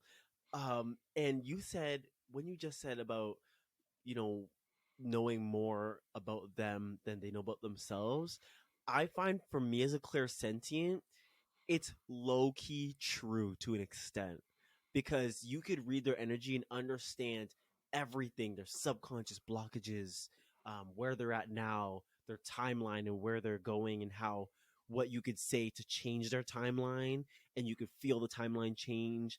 Like, I feel, and saying it doesn't big up my ego because I understand it's really just to help them. And so I guess you could say to an extent, for me anyways, it's like I feel, and for you as well, I could say we know a little more about them than they, we could dig deeper into them than they can dig within themselves. So I guess to an extent we know a little more about them, but not like egotistical wise. Yeah, and everything you're saying, I don't believe comes from an ego at all. And here might be a graphical way for you if you've never visualized it this way, where, if you ever look at that Hawking's scale, where it's like grief, apathy, and then it like Yeah. rises up and like being connected. What I realized, I think, along my path is if I was being honest and raising my frequency, I then gained this perspective on other people whenever they were operating from a frequency that was lower than where I was. It's almost like being able to sit at the top of the bleachers and look down, and that I guess kind of sounds bad, but Yes. see the It's so energies true though. below. Yeah, and you're like, oh, I can tell that that person's saying this out of apathy. I can see that they're saying this out Yes. of anger. I can see where this energy is coming from, and it's so Exactly. yeah. And so what's fascinating too, and where it gets weird is like whenever I do these readings, sometimes to me I feel almost like an imposter because I'm like, this is obvious, like this is so obvious to me, why am I just repeating these things that I could easily say sober, or not connected, but then the Yeah. other person hears it, and because they're not at that same frequency, it's like it's what they needed to hear in that situation Yes. in order to unlock their next spiritual evolution. I think that is the coolest part too, because to you, especially when I go to a party, and this is why I stopped going to parties a little bit, but now I love going to them because I could see the different souls and I feel their life journey.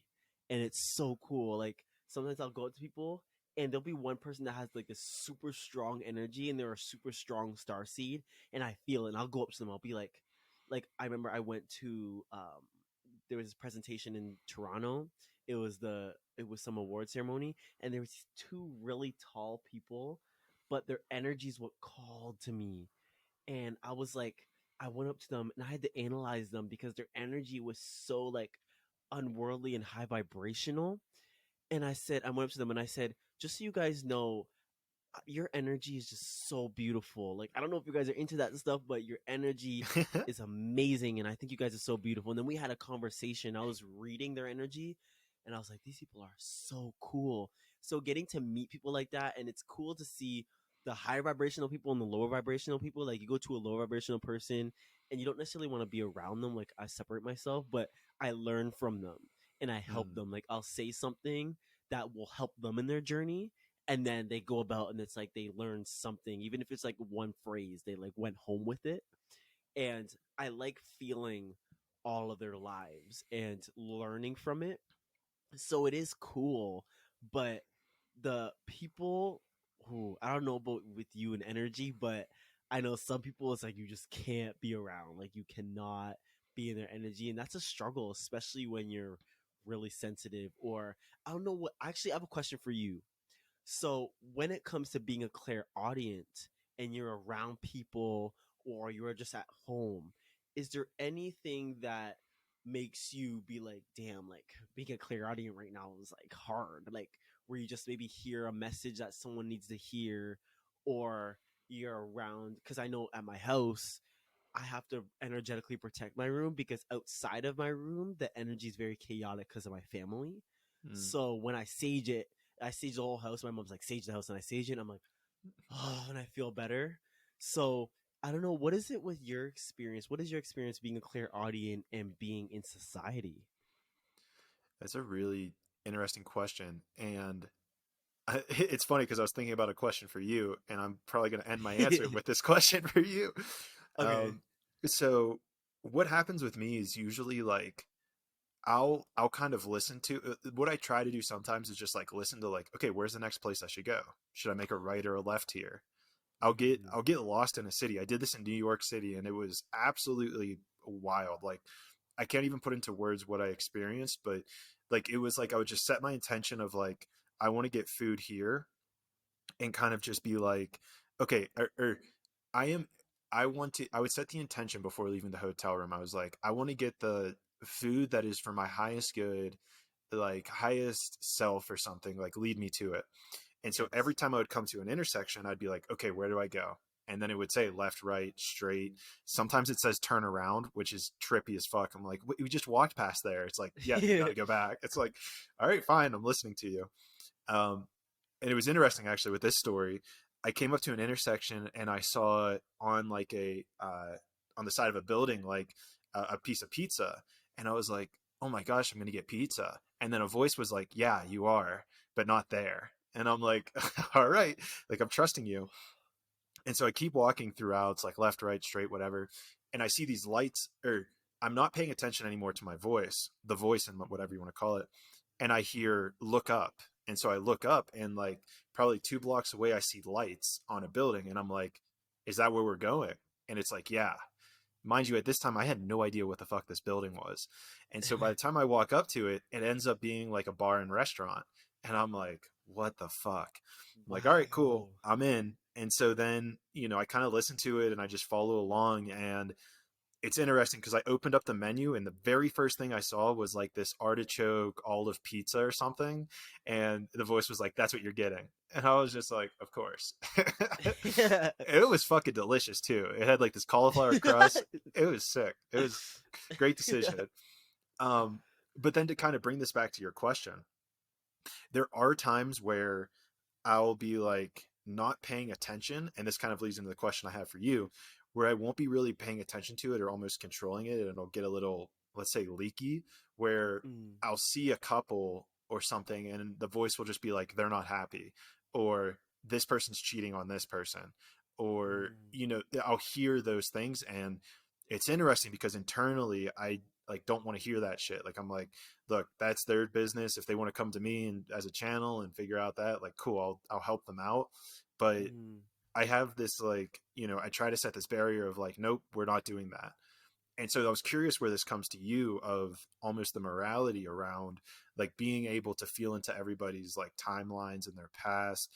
Like, do you have some sort of barrier, or is it kind of just like, well, as long as I'm, not using this against them or I'm trying to help them with it, then it's okay. Mm. I'm curious where I your see myself line is. as someone here to help. Like I came here for this reason. So I use my abilities as any other sense. Like if I'm looking at someone, it's like the same thing. Like I'm looking at someone, but instead I'm feeling someone. So I will, but there's never really anything I could be nosy into. Like maybe okay, the most I'll do that's like bridging off would be like do they think I'm attractive, or do they like a lot of time I could feel when someone has an attraction to me, or I could ask, I'll be like, oh, is there any timeline where we're together? Like that's the most Mm, far off I would go. But other than that, I'm always feeling, so like you said you could hear when they're like, oh, they're not happy and stuff like that. I feel that all the time, but I feel it instead. So I'll be like, I'll walk past someone and I'll be like, whoa, they're struggling, with their relationship. But it's none of my business because we're just walking by, right? So right. there's nothing I could do. So I feel it. I have an understanding, and it's just like looking. It's like when you're looking at a couple walk by, and you're like, "Oh, they're cute," but instead I'm feeling them, and I'm like, "Okay, they're not happy together, whatever," and I go about my life. Um, so I will feel people, and I'll know who to talk to and who not to, who's aggressive and stuff like that. And it's always, always, always right. So I don't ever test it or anything because it's always right. So it's like I always feel it, and if I'm around people that I'm talking to, I'll help them subconsciously. So and I just with everyone. So the universe will be like, go to the party. So I go to the party, and I'll feel like someone's in trouble. So then I'll feel where the energy's leading me, and it'll be someone crying, or some guy who doesn't want to cry. They don't want to cry, so they're just like sitting there. And my friends are like, Vinny, he needs help. And so I go over and I'll just like I'll talk to him as a person, but give him what he needs through the energy I feel. So I'll feel like the core of all of this is because of what he's going through at home. And I'll be like, "Oh, are you Mm, struggling at home with your family?" And they're like, he's like, "How did you know?" And I'm like, I just know." And so I'll do that with people, or if I'm talking to someone, I just give them knowledge that they need to help them. If it's just like a random person, I'll give them knowledge that they need to help them on their journey, even though I know I'm not going to see them again. So maybe I'll be like, it's so cool. "Oh, don't forget to mesh the light in the dark because all your darkness that you've been through is going to help you." And then if I see them one day, like years come by, they'll be like, "Yo, what you said that day changed me." Or I won't know. And they just, they go about their lives. But I know energetically I said what they needed. Love So it. the only downside to all of this is that the energy gets piled on me. So I have to shower at the end of the day, no matter what. And I will wash my hair too, because my hair helps me connect, but it also collects the energy. So Interesting. that's why I also wear do rags to protect my hair. And so a lot of the time I'll be around people, especially at a party, and there's so much negative energy and feeling because everybody's there to drink their problems away. So I feel it and I'm like, damn, who can I help actually? And I'll help certain people and it's fun to me. That's what's fun to me. So I do that. And then by the time I get home, I'm like, oh, okay, that was a crazy day. I sage my room or I Palo Santo it. And then I take a really good meditation shower and I wash it all off. And then I feel fresh. So I feel like a whole new being when I come out the shower. So definitely I have a lot of people who tell me because they know I'm really sensitive and they're like, oh, that's not good. You're going to this, and that. But I'm like, remember, this is my journey, not yours. I'm going to do what I want to do. And I like feeling people's energy. I don't want to cut it off. So I just have to make sure that I mesh it into every part of my life so it's just normal every day. And that I wash it all off at the end because if I don't, I've never not showered at the end of the day, but even if I stretch it, like it's like I can never fully relax until I take that shower. So it could be 9 o'clock and we're all partying, and then we're gonna go watch a movie, but I won't be fully relaxed until I do that shower and do that shower meditation. So for anybody Interesting. clairsentient too, that's a good tip for you guys. It's interesting you say that because I know that if I don't shower and I go to bed, I wake up the next morning, I feel awful and energetically Interesting. awful. And it's been started since like when I get in the shower. It's like, all right, like get off all the negative energy, setting that intention of clearing it out. Mm-hmm. And so it's interesting in your story, like and even in whenever I was talking about that energy entering through my feet and kind of stopping around the sacral, I think it's interesting because I feel like we all have all of the clairsentient ability, or not Definitely. the Clair abilities. It's just which one is the most prominent for each of us, and then use that to leverage your other ones. Yes. 100%. And that's why I notice a lot of my friends too are have power. The most common one I noticed is clairsentience, but it's like it's not very strong. So they have a small, minute, feeling of it. So like we'll be hanging out with people and they know I'm very sensitive. So they'll be like, "Oh, I'm inviting my friend. I don't know if you're gonna like her, or whatever." And I'm like, "Okay, that's fine." And if the one girl energy was horrible, and I was like, "I can't do this." Like I just had to separate myself from her, and I was like, "There's no point in trying to do anything there." So I separated myself, and then they'll come up to me and they'll be like, how is her energy? And I'm like, I can't do it. It hurts. Like it's physically painful for me. And they'll be like, yeah, I know her energy's kind of dark. So they feel it, but maybe not as strong as I do. They don't take it So on almost. yeah, and so I noticed that some people, well, most commonly, clairsentience is a thing, but it's a matter of how strong is it. And one of the least common ones is clairaudience. This is why I don't come across a lot of people who are clairaudient. But the second one is clairvoyance. So people be like, "Oh yeah, sometimes I see whatever, whatever," and I'm like, hone in on that. So I tell my friends, hone in on that and use it. Like this is how you do spiritual training. You go out and you tap into it every single day and it'll get to the point where it's so strong where it's just like it's every day, bro. Like it's all day.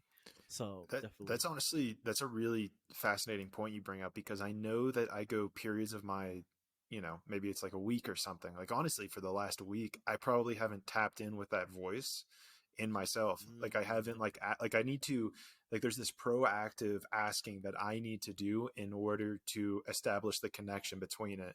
So Yes. it's not like there's this constant bombardment in my head of like, this is next, do this, do this, do this, because I can also get to like a meditative place where it's just like nothingness, getting to that place of no mind, no body, and I can Mm. get there and then, nothing happens, like nothing comes through.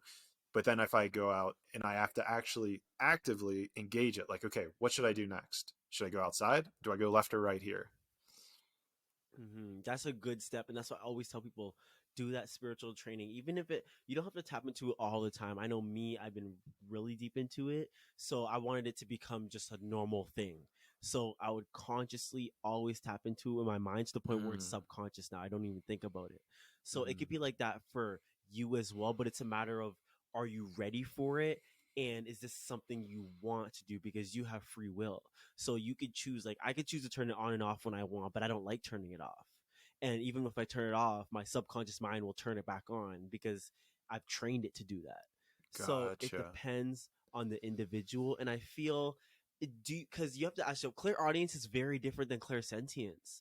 So do you always want to hear that voice, or do you want to make peace? Because I know people who they make peace with the idea they could see spirits or stuff like that. So they mesh it into their everyday life, and because they know it's a superpower.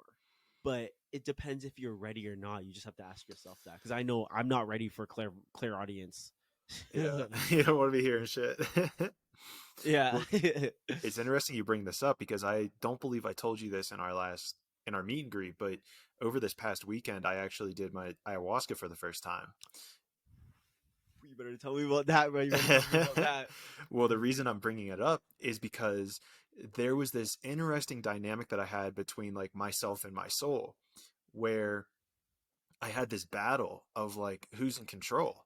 I was like, well, so this is a whole different story, but I found out that my soul's name is Igor, and so Cool. yeah. Igor. I see it too. I look at you and I look in your eyes. And I'm like, I see an Igor. Yeah. Yeah. Yeah. The story behind that's crazy in its own rights. I pushed it away for the longest time. That's a great story. But so this like dilemma was occurring in me, and it was kind of clairaudient, a little bit of clairvoyance, but mostly clairaudient, where it was like who's in control. It was like this argument almost, and I wish I could remember the entire thing. But the core premise of it was like, Igor decided for Clayton to be incarnated, but Clayton didn't decide to be here. So am Mhm. I the one that's in control, or is Igor in control? And then a part of this was also the clairaudience of like, well, if I am deferring all of these things to Igor, like asking, do I go left? Do I go right? Which way do I go? And Igor, I assume, is the one telling me. That's what it feels like. Then am I just Igor's slave, or am I Igor? Like, is Igor me? And it was crazy. And I got to this place where I was like, okay, I know something's wrong with this. Like, can somebody tell me what the answer is? Mhm. And then that whole memory essentially just disappeared. Like that whole conversation just left me. And where I kind of came to, I think, like in these past few days, is the answer is that we're the same person. It's like There we're the you go. I same was gonna thing. say, Yeah. yeah. Okay. Yeah. And that's where I kind of came to over these last few days, where it's like, okay, we're on the same team. We want the same outcome. Like, it's not like, and this comes into the separation idea of the illusion of separation, where it's like it's just an illusion that Clayton and Igor are different people. In actuality, it's like we're the same thing. Like everything I do affects him, everything he does affects me. And Yes. quite frankly, maybe the next evolution of this is exactly what you're saying, where I need to get to this place of just always turning on that clairaudient nature, where the clairaudience, Igor's voice, becomes my subconscious of the thing I need to do next. Yes. Now I want to give you wisdom to how to keep it on, but I don't have any experience with the clairaudience, so that's a whole new ball game for me.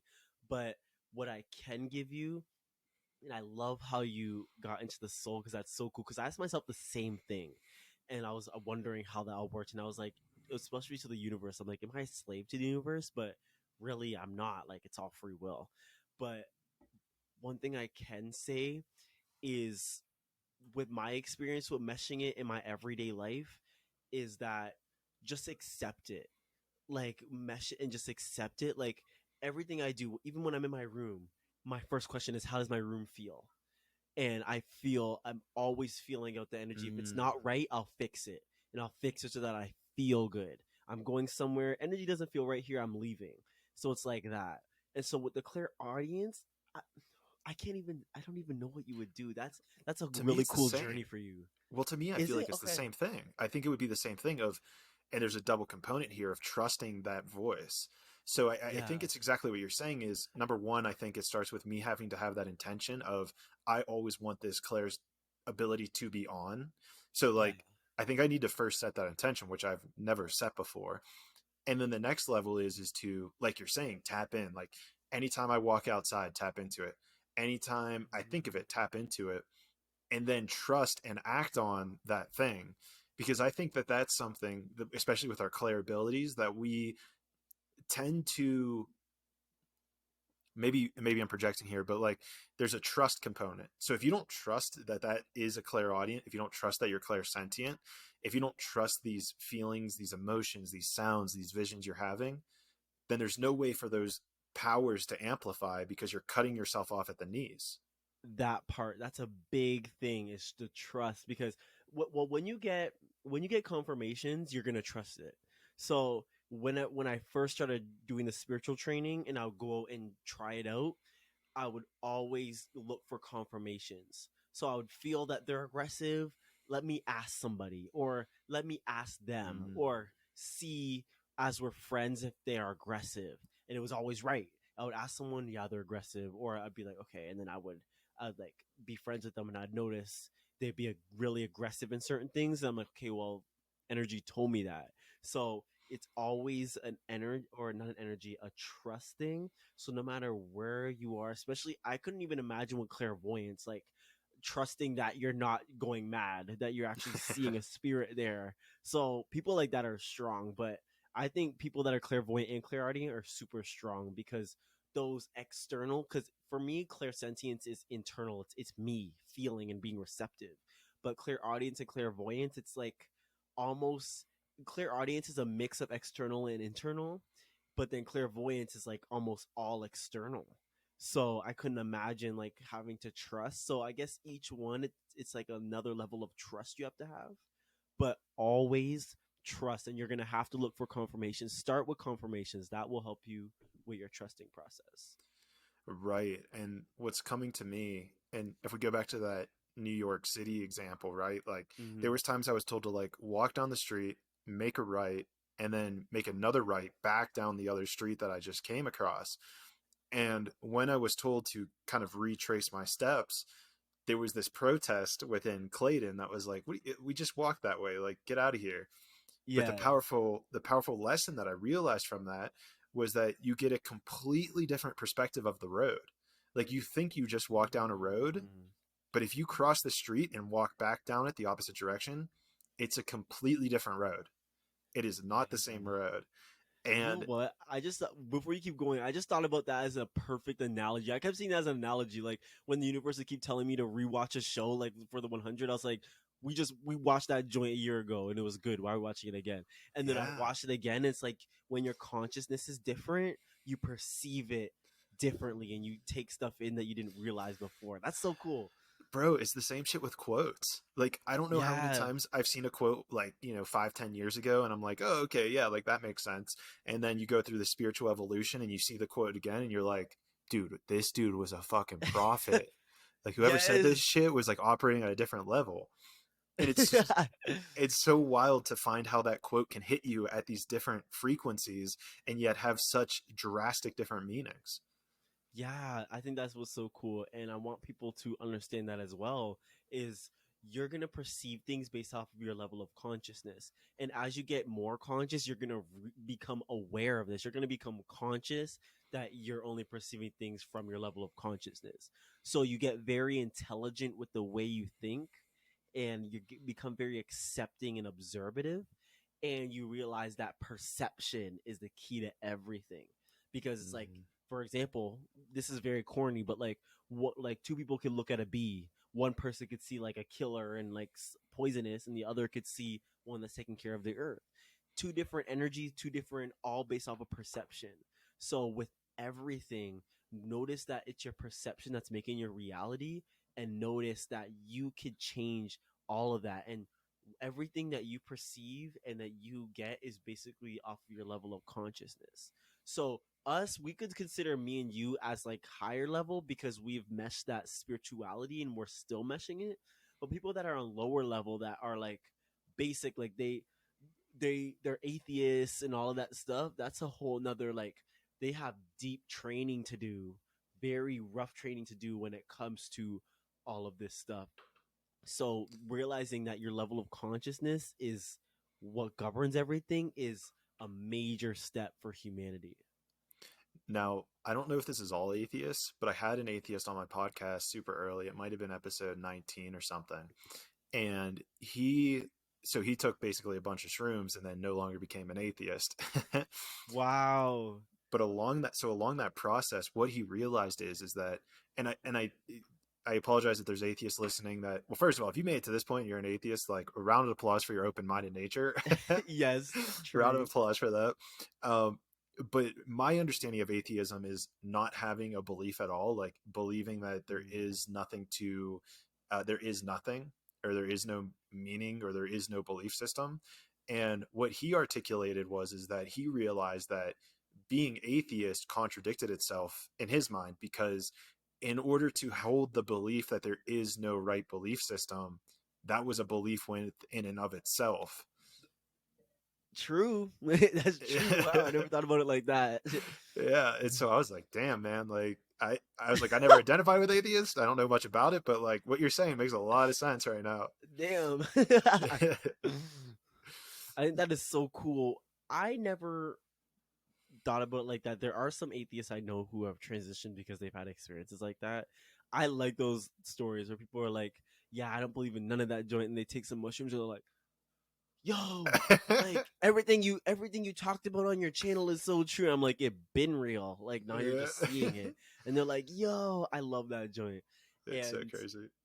I always get curious on what it's like to be an atheist again. Like I'm always like, because I could never imagine going back to not being receptive to energy or nothing like that and just living life. Like it'd be so boring. I can't imagine that. Well, here's a crazy idea. Do you think whenever your consciousness reemerges with your soul, that you could actually choose to embody a consciousness of somebody who would never, maybe it's like the medieval times in 1700s or 1600s, who was never able to even fathom the idea of spirituality? I feel like we already do that with reincarnation anyways. Like I decided to reincarnate in this physical body for a reason and experience certain things, and all, like, I decided to be receptive to energy but not understand what I'm going through. And then as I realized it, right, then start going up. But like a lot of people choose to be an atheist. They're like, I'm gonna incarnate, I'm gonna not believe in this joint at all, so then when I do, come across it and do get into it, I truly believe it, or something like that, for example. So I think a lot of people already do choose we already do, no matter what, choose certain paths. So I think that's 100% real. Apologize if there's some dude on a microphone running around outside. I don't know what he's doing. It's okay. Someone was like mowing their lawn. I don't know if you could hear that because my neighbor's always mowing his damn lawn. Oh, I think you're good. Your mic seems to be solid for it. Yeah. Okay, bomb. Yeah, it kind of broke my train of thought. Something that was floating in the back of my mind, though, was that I never finished my Egyptian story of the pyramids. Oh yeah, go ahead.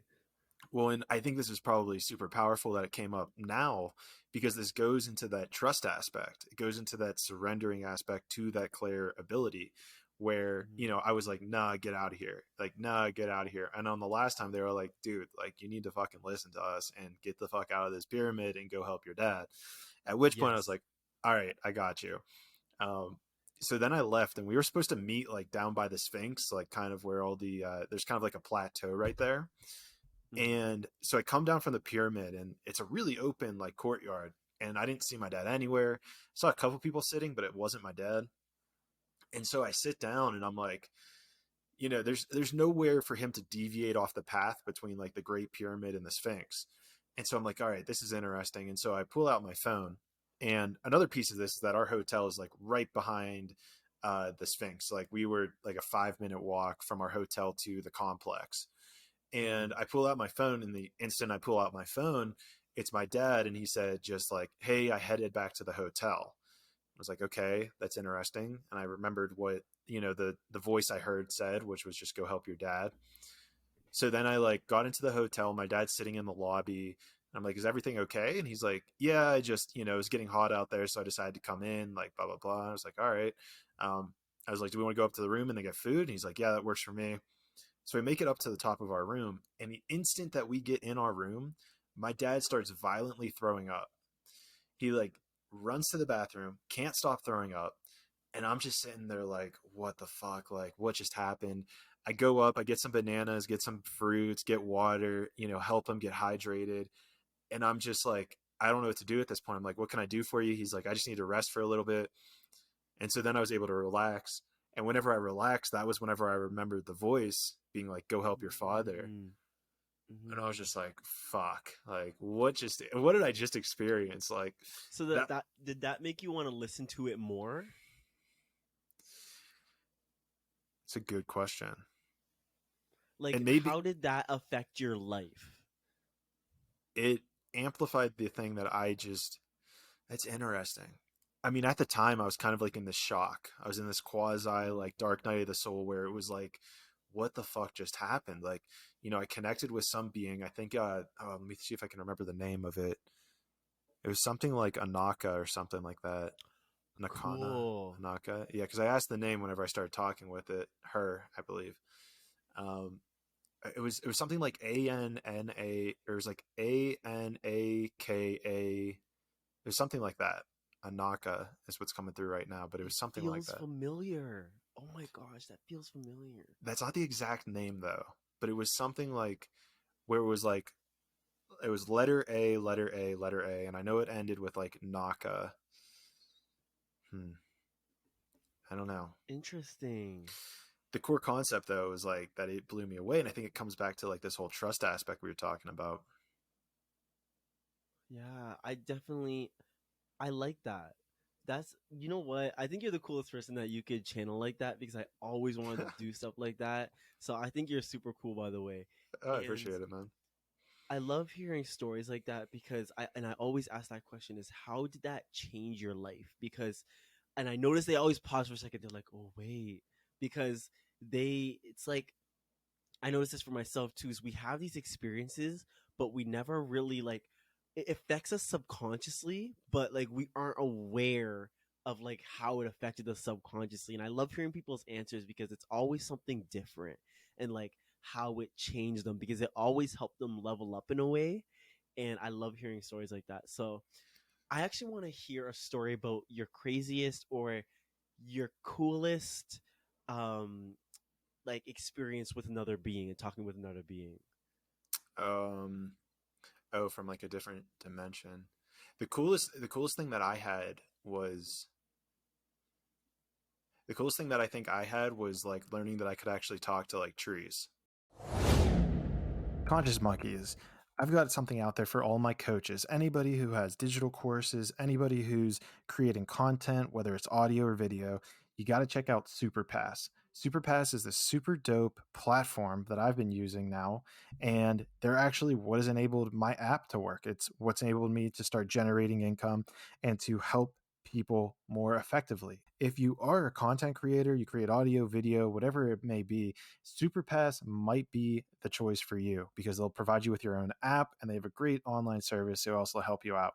So I'm not going to put in too much because everything they do is way too much to pack into this one ad. I will say go click the link below because that is where you'll be able to find all the information. This is an affiliate link and I wouldn't be promoting them if it didn't help me. Click the link below and go check out SuperPass. With that being said, Conscious Monkeys, let's get back to the last segment of the interview. Cool, yo. You get cooler as we talk. Shoot. That was the coolest thing in the entire world. That was one of my like first TikToks that went viral too. It was like you can talk to trees, like you put your one hand on it and then you put the other hand like kind of on your heart. And I'm sure you can kind of evolve as you do this. And maybe it's a good way for you to Mm-hmm. practice your clairaudience, or Mm-hmm. maybe you'd even Okay. just default. I don't know. We'll touch on that later. But like just talking to it and like hearing the knowledge that it has, because those things are there for fucking years, like years and years and years. So like Mm-hmm. they're wise as fuck. And so, talking to those, what was interesting, oh, this kind of tripped me out, was so there was a tree in my backyard, and my parents were saying that they needed to cut it down. And this was after I developed the skill of talking to trees. And oh wow, I'm thinking of another story. We'll finish this one. And they were Okay. saying that they needed to cut down the tree because it they didn't say why, but my assumption was because it was like going to be a shade on the grass, or like covering some of the grass, and so that it would grow.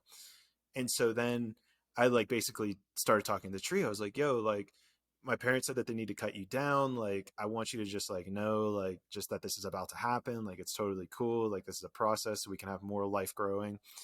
Mm-hmm. And it was like, it said like, you don't need to cut me down in order to get grass to grow here. And I was like, well, they're saying that that's what they need. And he's like, well, no, you don't. It's like the grass is going to keep growing there even if I'm here or not. And so then I went back to my parents and I was like, hey, like he's saying that you don't need to cut him down in order for the grass to grow. And they're like, no, we were going to cut him down because there's a bonfire right below where he's at. And so if it erupts and catches on fire, it could catch that tree on fire. I was like, Mm-hmm. oh shit. I was like, well, that changes things. Yeah. And Yeah. so I actually didn't go back to talking to that specific tree um, exactly. But here was a very interesting one. So I do a lot of energy work where I try to visualize like a bubble around me to kind Mm-hmm. of just like basically keep out, energy in general so that I can keep my sovereignty in a sense. Mm-hmm. And what happened was is that I walked into the woods. Well, first of all, I started off by like, listening to my instinct. Do I go left? Do I go right here? I just went for a random walk, and it took me into the woods, and I found a tree that like resonated with me. I put my hands on it. I was like, hey, what's up, man? And what's so crazy to me is they all have different personalities too. Like Cool. it's not like just one tree, one voice. It's like I hear different like tonalities, different inflections. um it usually comes across a little bit like my voice, but you can tell it's coming from like a different pitch, whether it's higher or lower. There's different Mm-hmm. like character within each tree. And I was talking to this one tree. I forget what the conversation was about, but something happened with this like clair sentient. It was a mixture of clair sentience and clair audience or clairvoyance, where Mm-hmm. I felt this presence behind me. And I was like, yo, is there someone or something behind me? It was like, yeah, there is. And I like kind of turned around, and like with my eyes, I didn't see anything, but like with my, let's say, voyant nature, I could see that there was like this dark, just like being kind of just like lurking on the outside of that bubble. And I was like, and I even asked it, I was like, is that a dark energy behind me? It was like, yeah. And I was like, fuck. I was like, am I safe? He's like, yeah, like you do this energy work, like you're good, like you can just stay here and get tapped in, and like it'll just fuck off whenever it's ready to kind of piss off. And I was like, okay, cool, cool. And then what happened was, is it was like, it kind of said something along the lines like, do you want to see something cool? And I was like, yeah, fuck yeah, like I'm safe, like let's do it. It kind of showed me this like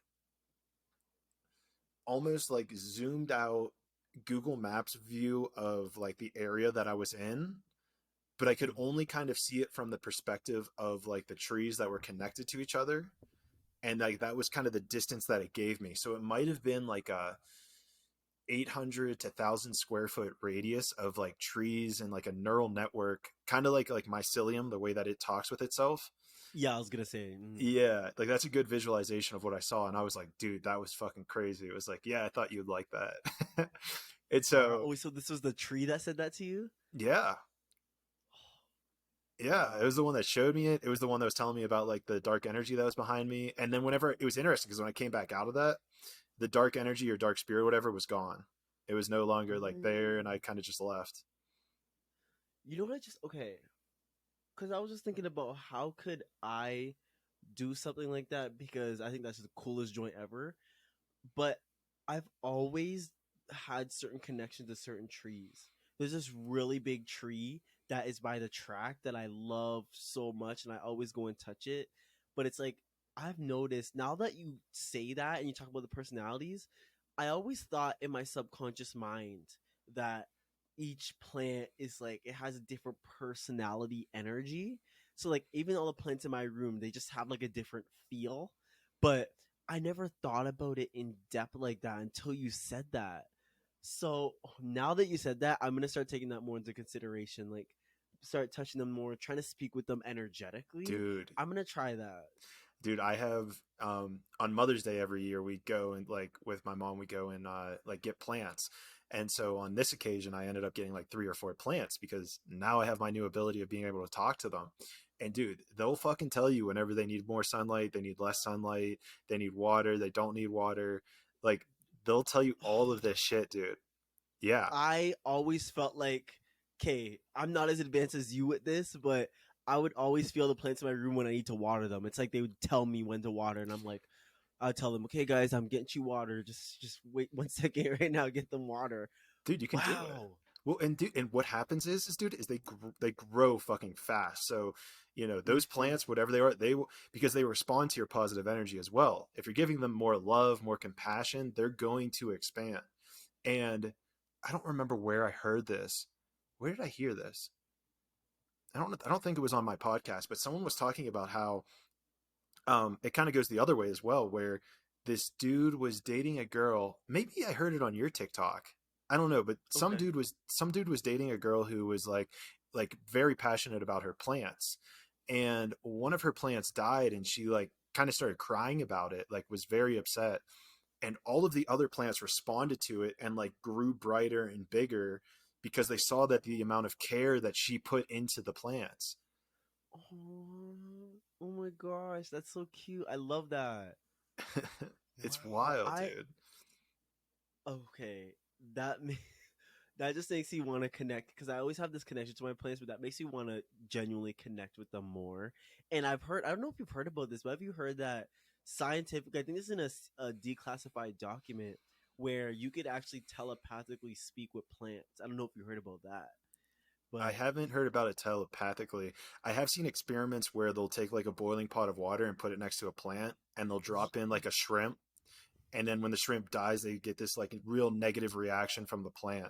for the plant, yeah, Yeah. I've seen that too. I thought that was so cool. So it's like okay, they may not have eyes, but or like mouths, but they are still perceiving reality in a way where they are aware of everything, but that we cannot even fathom because we are that type of being. Like we want to sit here and be like, okay, well, the Earth is scientifically alive, but how? And it energetically communicates, but how? We can't perceive that because we aren't on that same level of consciousness. It's like trying to perceive a higher dimension, or it's like trying to tell a 2D video game player about a 3D world. Like it doesn't Mm-hmm. to them it doesn't make any sense. They're like, how do you? So when you think about that with dimensions plus two, like going into like dimension 5 and 6 and like trying to describe it, and people are like, yeah, I went to a higher dimension, but I can't describe it because there's literally no words for it. So it's the same for plants. Bro, the same shit happened to me whenever I was on ayahuasca. This is another story. A lot of mercy. Let's start off here. Have you seen Doctor Strange? I have. Okay, so dude, so there's a lesson in this, but I'll just keep this short where I actually experienced the mirror dimension. What? How? I can't tell you for sure, but it was basically, and it's crazy too because there's a scene in it, and I don't know if you remember this, where like a building splits in half Yeah. and it kind of starts contorting. Yes. So, dude, I was experiencing that on like a massive scale, and there was elements of this physical reality, but there was also just profound colors and just mysticism involved that was even more grandiose. And all I could think the entire time is this is the mirror dimension from Doctor Strange. This is the mirror dimension from the Yeah. fucking Doctor Strange. And it was as cool as the mirror dimension is in Doctor Strange. This took on like a new life of its own of like like there was like these geometric patterns, but there was also this chaotic nature to it where you didn't know what was going to split off next, where it was going to go, but yet you knew that there was like this rhyme and reason to it. Oh my gosh, that reminds me of Interstellar too. When he goes, when he goes into, it's not like a mirror, but you know what I'm talking about. Yeah, see, that was like Was a it little bit similar more to of like that? rectangles. Well, that would be like a little bit more like rectangles, right? Yeah, and the other one was mirrors. Yeah, I Yeah, definitely feel that. yeah, it's a lot more in the realm of like the mirrors. Like if the interstellar thing is a 2D version of it, then the mirror dimension would be like 4D or a 5D version of it. Okay, That makes okay. sense. Wow, so you had this. Now, how did that change your life? So the what happened in that is what happened. So I was in it, right? I was seeing all this beauty and this and amazement, and I like was like, wait, like I kind of called out. I was like, wait, I'm supposed to be doing ayahuasca to heal. Like I want to heal. Like why am I in this incredible, beautiful place? And I forgot about that, and then I was like in the mirror dimension again. And then I was like, wait, I'm supposed to be in this beautiful place. I'm supposed to be healing. Why am I in this beautiful place? And then I kind of forgot about that, found myself in the mirror dimension again. So a third time, I was like, hey, I'm supposed to be doing ayahuasca and healing. Like, why am I here? And I slowly started to fade away from it. And instantaneously, when I started to fade away, I realized my mistake. And I was like, fuck. I was like, that was so beautiful. Like, why didn't I just enjoy being there? Yeah. And so as I was fading away, I kind of called out and was like, hey, like, am I able to come back? Like, can I be here? And a voice from somewhere was like, yes, this is always available to you. Cool. This is too cool. That I feel like you could do, bro. I know people who travel the Akashic records all the time, and that is what that reminds me of. It's like going to places like this for certain wisdom and knowledge and understanding. You could do that joint too, bro. That's so cool. That's so wild you say that because my shaman, like whenever he like asked me, we did like an integration session about it. And it's actually releasing on Monday if you're interested to hear the whole entire thing. I'd love Uh, to. yeah, it's gnarly. The life lessons learned. We spent 45 minutes of our integration talking about a cup of juice. We spent 45 minutes talking about a fucking cup of juice, and there was like 20 life lessons learned about a cup of fucking juice. It was crazy, dude. Dog, But so, that's so cool. Okay, but so, keep going. I want to hear more. so to get back to what you were saying is like, dude, you could use that. My shaman was literally like, do you kind of see like the deeper aspect? I forget how the conversation played out, but we got to this point where it was like, it's a tool. It's like now a tool to realize like if I go to a deep meditative space and need to see the intricacies of something or need to make space for divine beauty to come into my life, like that's where Hmm. I can do it. That's where I can kind of I know that I was given another tool in order to, whether it's for healing, whether it's for seeing another dimension or something. I can't specifically tell you that at this moment because I'm still very, Hmm. very much connected to it. But I just know that it was another tool for like this journey, like whether it's like meditating or Wim Hof breathing, or, it falls into that category of this is a tool to help you in your journey. Yes. Now, are you going to use it, or like, do you have any plans to use it, and how do you want to use it at the beginning? That's a great question. And the honest answer is I'm not sure. I tried meditating, but I'm not sure that I did it long enough, like with the intention to just go back there. Um, Hmm. so honestly, those are really good questions that I think I need to ask myself deeper Hmm. because I I'm not sure. You know what I mean? Like I got there and I am very much aware that I'm able to go back there, but it's like I don't know how to go back there. And Yeah. I know the answer isn't in plants. I know there's a sober way that you can do it because I believe that's just universally true for everything. Um, Hmm.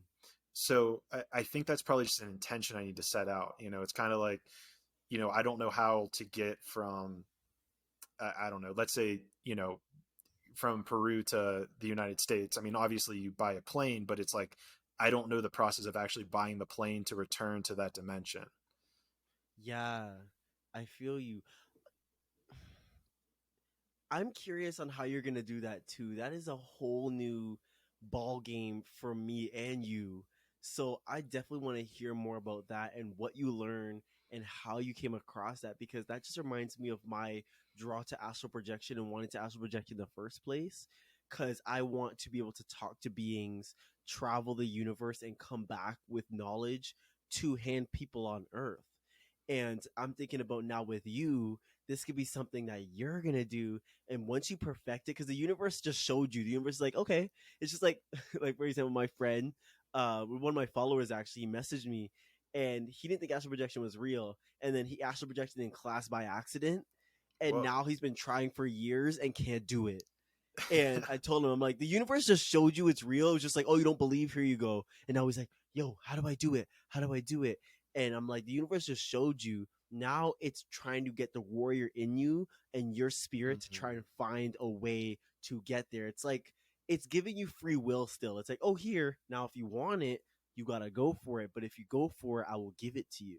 So I I think love that's that. the same exact situation for you, because once you get it, you're going to be powerful and glad that the universe didn't just hand it to you, because you're going to appreciate it more, the fact that you had to work so hard for it. Bro, that's so funny you say that, because that's another reflection that came up like in my story, and I have a couple examples. Interesting. Yeah, but it's like there's so many things where like there's a knot in my stomach, and there was this whole thing with like healing, and I'll just leave this as a tidbit so you can actually go listen to the podcast on Monday. Um, Okay. but like there's this whole thing with like this snake and healing and doing all this energy work in my body, and then it came to like my solar plexus, which is super like knotted up, and it was just like, nah, I'm not going to do the energy work here, like this is for you. And I'm like, Yeah. motherfucker, like I get it, I know this Yeah. is for my highest self, but like fuck. Yeah, and that's amazing. and something I'd also like to reflect to you, like I find it super fucking cool that you can like astral project, because this is something that I've been working on for like almost, I think I probably started working on it about 4 years ago.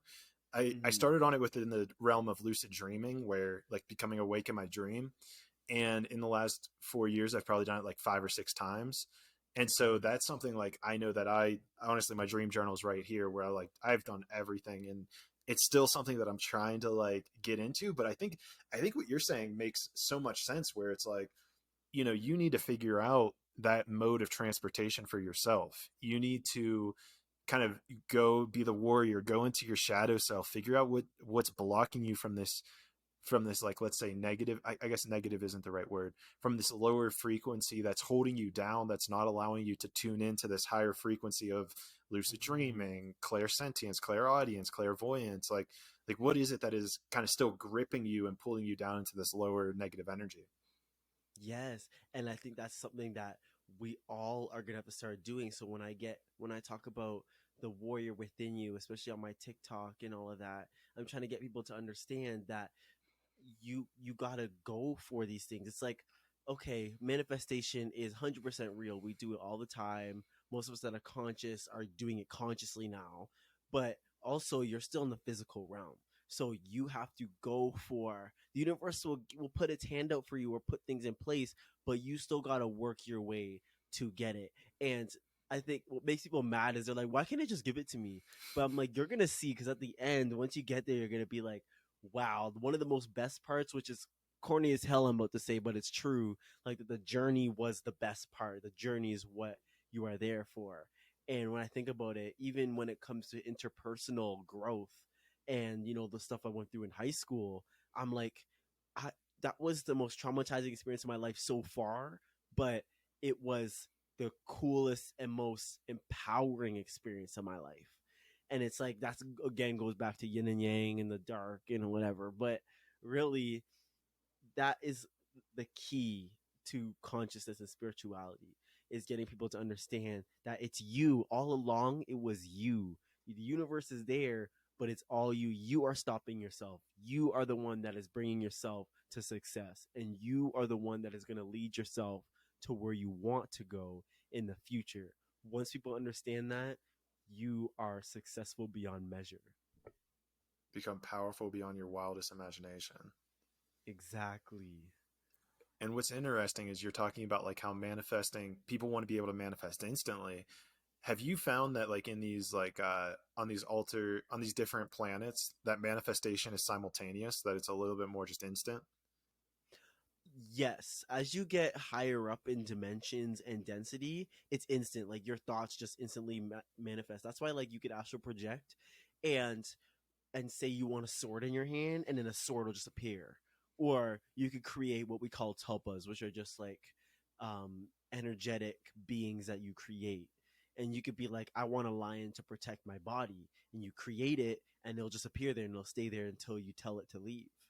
And it's the Mm. same thing with anything. So in the astral realm, things are instant. And then when you go higher, like in 5D, when you become a fifth dimensional being, your thoughts are going to instantly start manifesting.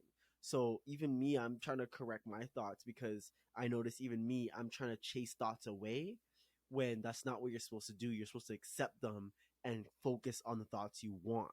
So I have to keep doing that for myself, especially.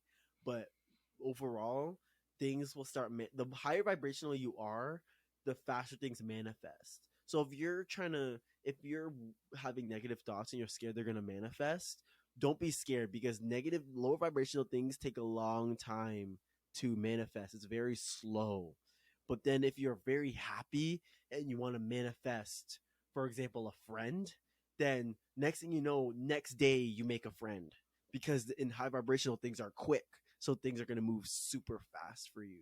So that's one thing I learned that helped me, especially with intrusive thoughts, is Mm. the lower vibrational things will take a long time, but the high vibrational things will come almost instantly. So as you go up, it's quicker, way quicker.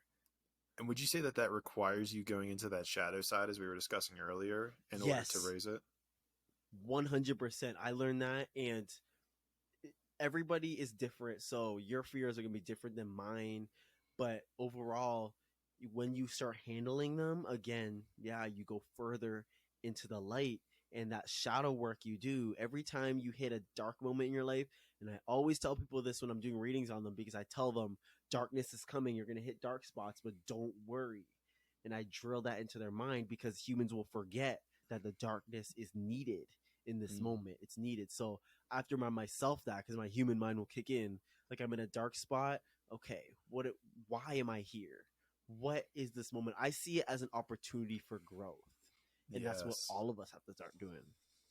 That's so true, because even this morning, yesterday, I recorded a podcast with somebody. I'll keep them private for now, but I recorded a podcast with them, and then I got an email this morning with them being like, it was like a 2 hour incredible conversation, and then they said something along the lines of like, hey, like they sent this whole like 2 page email basically saying that like their intention was off, and basically that they weren't going to air the podcast episode that we recorded. And Interesting. I felt so devastated by it because it was such a great conversation. It was so great. Like, I really love these people.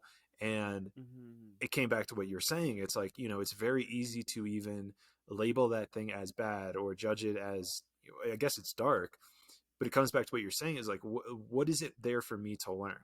Like, what is it that Mm-hmm. I'm supposed to learn from this instant, from this occurrence that is able to propel me into the next stage of my life? Because what's also interesting is these people are super dope. And I know when things like this have happened in my past, the energy that I felt is that we may never talk again. And I don't know, I don't, I'm trying to avoid that with these people, if that makes sense. And Mm-hmm. so I know that there's this underlying challenge there where it's like, okay, how do you balance this line of like this idea, quote unquote, that my time was wasted, but in reality, there is no waste. The universe never wastes anything. And so, what is it? What's the lesson I'm supposed to learn? How can I grow from this? Where's the expansion in this darkness? Mm-hmm. And we never see, most of the time, before we understand this concept, we never see the benefit of those dark moments until after. And so I notice that a lot with everybody. Every human being does this, but when you become conscious, then you realize that even if you're in the moment of that darkness and you don't know what is going to come about, like why you're experiencing it, you accept it because you know that you will see after why. And so whenever, even when I hit dark spots, I get excited because I'm like, I'm gonna learn something that's gonna make me like a more advanced being. So even though I'm like, oh, this is painful, I'm like, ooh, but what's gonna come out in 2 weeks? The future self is looking back and is like, you did that to me, you did that. But I'm looking at my future self and I'm like, how do I get there? Like, how do I get that? So it really is, yeah, all perception and understanding that concept that the dark is needed. And you don't have to understand the reason. Just like when I was in that dark dimension, I didn't understand why I was there, but until after I realized. So now I know, okay. And it's always, even with the situation with the person, not posting the podcast, instantly I was getting, well, you had a good conversation, that whatever you learned in that conversation was needed for you and him. And essentially, now with people, you have more understanding of people, the people skills, and now you're not afraid. You're gonna have less fear of it not posting or like something happening. You're like, okay, well, we had a conversation anyways, right? It's like you accepted it internally, and now next time it happens, you're gonna be like, okay, well, at least I got this and that. It's like you're seeing the benefit from it. So already I'm like, whoa, he needed that for whatever reason. Even if it's that small little things like that make you really angry, you needed that for something. You needed to go into that darkness. And I appreciate that little minor energy intuition tap in that you did there. I got you, don't worry. I appreciate it. That was something I was kind of dealing with this morning, and I was like, this is rough. Let's work through it. But it's exactly what you're saying. And it's interesting too, because it's reminding me of, like, before I do podcasts, I get like anxious, and we have this like propensity to label these emotions as bad, whether it's anxiety, depression, guilt, shame. But to your point, it's an element for expansion. It's like, okay, cool, I'm feeling this, whether it's physical, whether it's emotional, I'm feeling this lower energy. What is the enlightening nugget? Where's that white dot in the yin and yang that is going to come out of this darkness? Mm-hmm. Whenever I do energy readings, even if it's over Zoom or something, I see their, like, the darkness they're gonna face. I won't see it exactly, but I'll sense it and get an understanding of what type of darkness it's gonna be. But the universe won't tell me the rest because it knows I'm gonna want to tell, right? Or if I say I won't tell, it'll show me more, and I'll be like, oh damn, like, who is gonna be heavy for them? And I tell them, like, my best friend, I told her, I'm like, darkness is coming, and I don't know what it is, but it's gonna challenge you, but you're gonna be a powerful ass queen when you're done. And she's like, okay. She's all excited, and then it licked her down, right? It hit her, and she was crying all the time. Like, she was in this really dark space, and I wasn't even aware that I told her that there was gonna be some darkness, but she told me after, when she handled it all. So months go by, and I saw her become the powerful person I envisioned before the reading. And I was like, there you go. She did it, right? And I would give her, like, I would tell her things that the universe would tell me to tell her, but I wouldn't tell her the universe told me to. I'd just be like, don't worry, this, and that, whatever. And then she got through it, and now she's super powerful. Even though she's got more to handle, she's really powerful. And she's like, remember you did that reading and told me there'd be darkness? And none of us would have thought it would be from that, the source would be from a certain person we were around. That's why the universe didn't tell me, because it was a person we were around. But then I learned a lot from that situation and people, but I also was excited because I saw her long term, or it felt long term, but really was short term. I saw her growth of her from that darkness that she was facing to the light. And she saw at the end is when she saw that, okay, well, I needed that to become who I am now. She's made peace with it, and she's so strong. And so it makes me happy to see her. I'm like, oh, that's my girl, man. But hell yeah. I noticed that with readings is, or no matter what it is, it's like they never see the light at the end until it's just that this one is that we're like hitting the end of it, and it's kind of just closing on us. Yeah, but I don't know. That too. Yeah, because it was interesting, because I do have one more question to bring up. But like, even before that, I was fighting this urge of like, just end it now, just end it now, you're supposed to end it now. And I'm like, but I want to ask this one last question. Yo, I love how we were just talking about intuition too, and talking about listening, and then we're not listening. No. Not when it's ego stuff. Not whenever it comes to the ego. Well, because that happens actually quite frequently with my podcast, where if it's like the conversation's not going too well or people need to cut off, I'll get like this little ping they'll be like, all right, it's time to cut it off. But then like but then maybe they'll say something and they'll be like, oh, I actually have to go, or hey, I have to, like, da da da. I think they usually make up stuff because they get Mhm. nervous. But it's interesting because if I just would trust that ping, it would save them the grace, I guess. Yeah, I Um, actually get that too when I'm around people, like in person. I'm like, okay, just say bye now. And then they're like, oh, well, okay, I gotta go. I'm like, okay, bye. Like, I should have listened. it should, which is always an interesting fact. It's Um, true. but okay, but in the honor of the universe, let's just, I guess we got to wrap this up. But the one last question I did want to ask you. So, like with my channeling and trying to have a clairaudient conversation, what I've noticed is it usually requires like the right question in order to get a good answer. Because I Hmm. know there's a lot of words that will like not work out. For instance, like if I say should, could, would, or if like usually time comes into the essence because they're like, what the fuck do you mean? Time doesn't exist. Hmm. So I'm curious whenever it comes to clairsentience, if there are questions that you need to be asked, or if it's just kind of like the person just starts talking and you're like, okay, I know what's coming up next. Um, oh, that's actually a super good question. Um, I get whenever I'm around them, I always get a general overview of their energy and everything about them. So I'll feel everything, and then I'm like, okay, well, what do I want to hone in on? Like, what do I want to feel from them? That's where I ask questions, like to their energy. So if they ask me a question, I'll make sure I know, like, clear wise what they're trying to ask, but I will Mm-hmm. also make sure I ask clear questions because even if a lot of the time I notice I even struggle with words like when I'm talking to people because my mind works way faster and I actually prefer telepathic speaking to people, like just showing them and feeling it so they understand what I'm talking about. Words is like annoying to me, honestly. But um when I ask their energy questions, it's always telepathic and it's super quick. It's always like da da da, Okay. yes, da da da, no, right? And so it's really quick. So I'll ask in my head.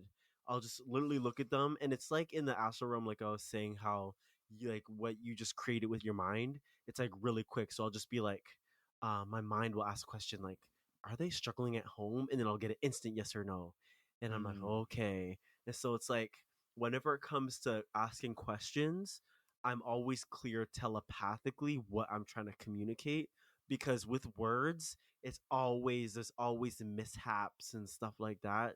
oh You are yeah, so right about that. So always it has to be clear, and if not clear, it has to have a telepathic component with it. I love it. And Vincent, I've got like 25 more questions, and I'm sure we could go for like 25 more hours, man. We But we could. got it. Yeah, in the future, dude, I'm gonna bring my equipment up to Toronto, and we'll make something happen. Definitely. I would love to keep talking to you and definitely let me know when you want to talk again because you're actually one podcaster that I actually like to talk to. So, no offense to the other ones, but like I appreciate definitely it. I would love to talk to you more. I appreciate it, bro. Yeah, we'll definitely schedule that in the future. Guys, get ready for him to come back on in the future already. Or I guess it's now, right? Because now's the only moment that exists. So, I guess, right? um, but I always love to leave this like time right now. If you want to say anything to the audience, you want to encourage people, you want to plug anything, the floor is yours. If you guys made it this far, I am so glad you guys are here listening and you guys were meant to listen to this for some sort of reason. So I want you to know that everything we said, even if you have to go over it again, one thing I want you to know if you take anything from this is to keep your mind open. And if you want to tap into your abilities, start training, start doing. I call it training because it sounds more badass, but really you're just like tuning in, right? You're just like working on it. So I suggest all you work on your abilities and remember everything you want, you already have. It's just about aligning your energy and going for what you want and always trust the universe because it's going to show you even after this. I think this was just the beginning to some of your guys' journey to speaking with the universe. So keep going and I can't wait to see what all you become. I love it, man. Incredible words, bro. Incredible words. I appreciate it. Thank you so much, man. And yeah, I just want to leave it on that. And so, conscious monkeys, I will see you all in the sixth dimension.